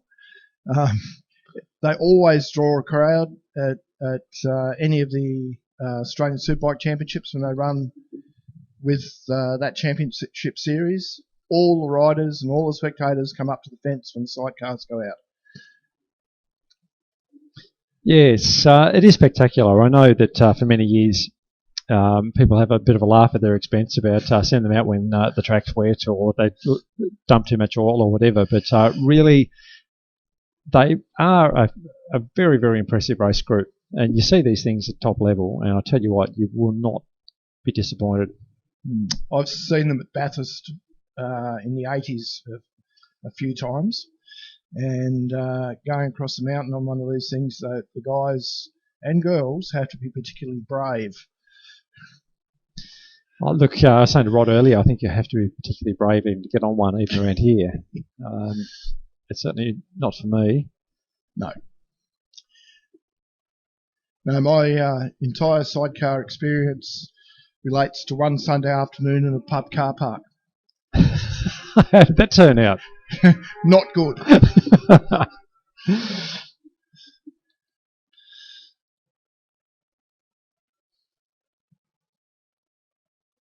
Yes, I was saying earlier that the history of this club is actually very much based on sidecars. We used to be the Sidecar Racing Club of Tasmania. The early founding members, Keith Bingham. Sidecar racer. Sidecar racer. I think Sean Leonard was involved in there somewhere as well. Yeah, Sean. And, of course, Lance Roper coming along a little later on. But very, very popular back then. And, of course, as I was saying, Red Warren down there is having a pretty ordinary weekend trying to get his outfit sorted. He was regularly at the front of the field, multiple state champion, and I was racing solos around the same time and used to love watching Red going around. Yeah, it'd be particularly difficult on a track like ours here, with especially the larger sidecars, the LCR sort of things that are parked down the pits down there on the trailer. That'd be a serious handful going around our little tight twisty Baskerville. Yeah, without a doubt. We're not having ridden one. I'm sure it takes a lot of physical input. But as Rod was saying before, there is no doubt that it would be very exhilarating. It'd be a lot of fun. Yep. And as you said before, people do give them a bit of a hard time about blowing up and stuff, but it's nowhere near as bad as it used to be. I mean, the sidecars in the olden days, there was a lot of Honda 4 motors in them, and they just weren't really stressed to run, to drag two people around in a sidecar. So, and everyone was always trying to get the most amount of horsepower out of them, so they're always on the edge of blowing up anyway. But these days, modern GSXR engines and which that one is a GSXR 1000, I believe, bulletproof engines. That's right. I always remember one of the great contributors to our club in years gone by, Scott Goodman, used to jokingly say he never understood it. You take a perfect engine out of a solo, running beautifully, put it into a sidecar, and immediately it would backfire And blow up. blow up and leak oil. Didn't understand why, but again, it was people just having a laugh at the sidecar guys' expense. It wasn't particularly fair, but I guess in the early days they did potentially drop a bit of oil. There weren't as tighter regulations, but I know John Wilmore has been exceptionally paranoid about that for this weekend, and I think it's showing that so far both the outfits on track have been very reliable and haven't caused the event any problems whatsoever. Yep. No, I think nowadays they run belly pans with nappies in them and things like that. So there's rarely an issue. Although having said that, at Wakefield Park earlier this year at ASBK, we had the sidecars there racing as well, and I've got to say there was a fair bit of putting concrete dust down on the racetrack for quite a while in a few places. Well, that concludes the 4-lap sidecar race. So John Wilmore making it a clean sweep so far. But as I've said a few times, they're really out there just to do a few demo laps and have a bit of fun. They've put a lot of effort into preparing for this weekend, and we just want to make people aware that it's here. And if you want to get involved, then come talk to us. I was surprised how many people have come up to me this weekend asking how they get a ride. Yeah, that's fantastic. It's like you meant a ride on a sidecar? A ride on a sidecar. Maybe they need a trailer to tow behind. Put a few more people on board. I was at Morgan Park at the end of last year, and they had a come and try day during a ride day for sidecars, and there was 18 sidecars in pit lane and a line of probably 30 or 40 people. The front person jump on the sidecar, they go and do 2 laps, next sidecar come in, person's just got offered, run down to the back of the line and get back in the line again, and they went for like an hour and a half. Yeah, right, okay. Just going round and round. Even local Tassie boy Sean Rugen, who's a solo racer, he jumped on one, came back with eyes the size of dinner plates when he got off. I'm sure you would. So, look, that concludes our sprint racing for the day. There's only one thing left to do, and that is the Super Pole for tomorrow's feature race, the 2-hour endurance race. So the top 5 qualifiers from this morning have gone through the Super Pole. So they'll go out in order of 5th fastest through to the fastest to try and set the fastest or the pole time for tomorrow's race, which also comes with a nice big trophy. Yes, I reckon the favourite for this one's probably going to be Brett, I reckon. He certainly showed the early pace, so yeah. I think you're right. And also being current lap record holder at the track. Yeah, the only difference, of course, is that he's not on his own bike, but he showed earlier today that riding his teammate's bike, Damien Forbes, he's not a whole lot slower. I think he lapped in a high 53, which is not far off his own lap record. So clearly it's not much of an obstacle to Brett. I think you're right. I think he's the likely pole man. When I was talking to Damien a little bit earlier, I noticed he wasn't wearing his leathers, and he said, "Why bother? I've got a bloke who's fast enough here to ride my bike. I might as well just sit there and sit in the sun." Yeah, we're fortunate to have Damien in the lineup. He's very likeable man. Always quick wit, always good with a joke, and always got a smile on his face. Great pairing between Damien Forbes and Brett Simmons. I think they're certainly a big chance for tomorrow. Yes.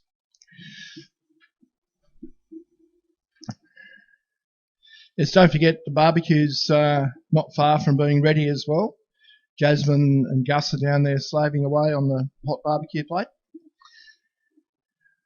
Yes, I had a little bit of that waft up our way not that long ago, and I thought I could easily stay down here. What do you reckon chances of us actually getting a sausage this time, Chris? Pretty rare. I usually miss out. If there's anything left, it's usually it's usually pretty black. Yes, when Jasmine asked how many sausages and stuff she should order, I said the other day that whatever you think, +2. Well, yeah, absolutely. It's like the how many bikes you should have. The formula's N+1, isn't it? That's right. Yeah, where N's the number you currently have. That's it. So absolutely, for sausages on the barbecue, there should be N+2 to include commentary. But not really sure what's going on at the moment. I know we're not far away. It looks like Clark, of course, Peter Woods, making his way up to the top of the dummy grid. So I think riders are about to be called. I can see Mitch Hawksley on the GSXR 1000. He's making his way out. So 5th fastest qualifier. That's a nice looking bike, Chris. You just need to keep it that way, Sean. I think Mitch is pretty safe. Mitch, very capable rider. He's our state super sport champion. Not that familiar with the larger capacity bikes, but he's certainly impressed. He's come along as certainly one of the state's best riders, without a doubt. Yeah, absolutely. I mean, he's been riding with Jason Spencer, and I think he and Jason have been working together and improved Mitch's riding dramatically over the last couple of years, I think. Yeah, without a doubt. I was talking before about having a mentor. Yeah, riding a bike fast is more than just how hard you can turn the throttle. It's really about an approach. It's a calculated plan you need to put together, and I think Jason Spencer and Greg Davies, the owner of the team, or financer of the team potentially, have really played a big part in the development of Mitch Hawksley. Yeah. It takes a lot to get a rider's head in the right space, and I think they've done a wonderful job. But the format is one warm-up lap, or one warm-up, one siding lap, and then one flying lap. So Mitch coming down the back straight at the moment on the GSXR 1000. Gee, they look fast when they're on track by themselves. They do. So Mitch about to start his first flying lap. Yep. Nothing like having a superbike on track by itself. That's all you can hear. Crosses the line, so clock starts ticking. Nice smooth line into turn one. Love Mitch's style on the bike. He's a natural motorcycle racer, I think. Very smooth. Very, very smooth. Holds a lovely body position on the bike. A nice drive there out of the bottom of the hill. Little tiny. Oh, very, very untidy. And is he going to stay on? No, he's off. He's off. Bugger. That's not what they wanted. And not what they needed. So, saw the back wheel pick up there under brakes. Let's hope Mitch is on his feet very, very shortly.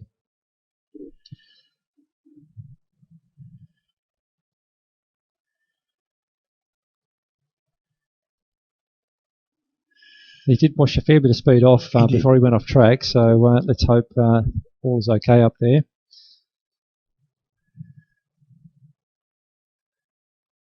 I might have to leave you in commentary for a sec, Chris. Yep, for sure. Head off and do some officially duties. Yep, no worries at all, Sean. Okay.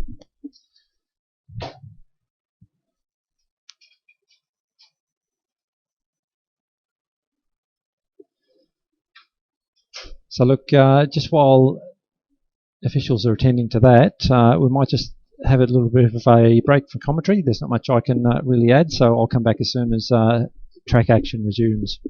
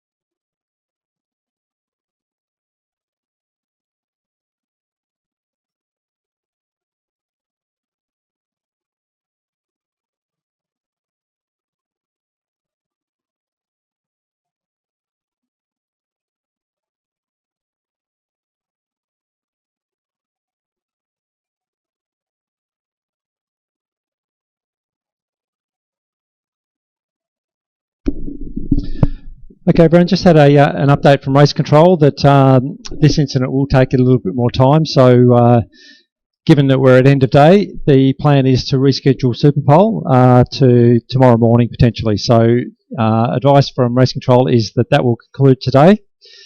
So, as we've said, there's a barbecue down there in the scrutineering area. So, feel free to make your way down. For us now, it's time to sign off, and thank you all for a great day's racing, and we'll see you again first thing in the morning.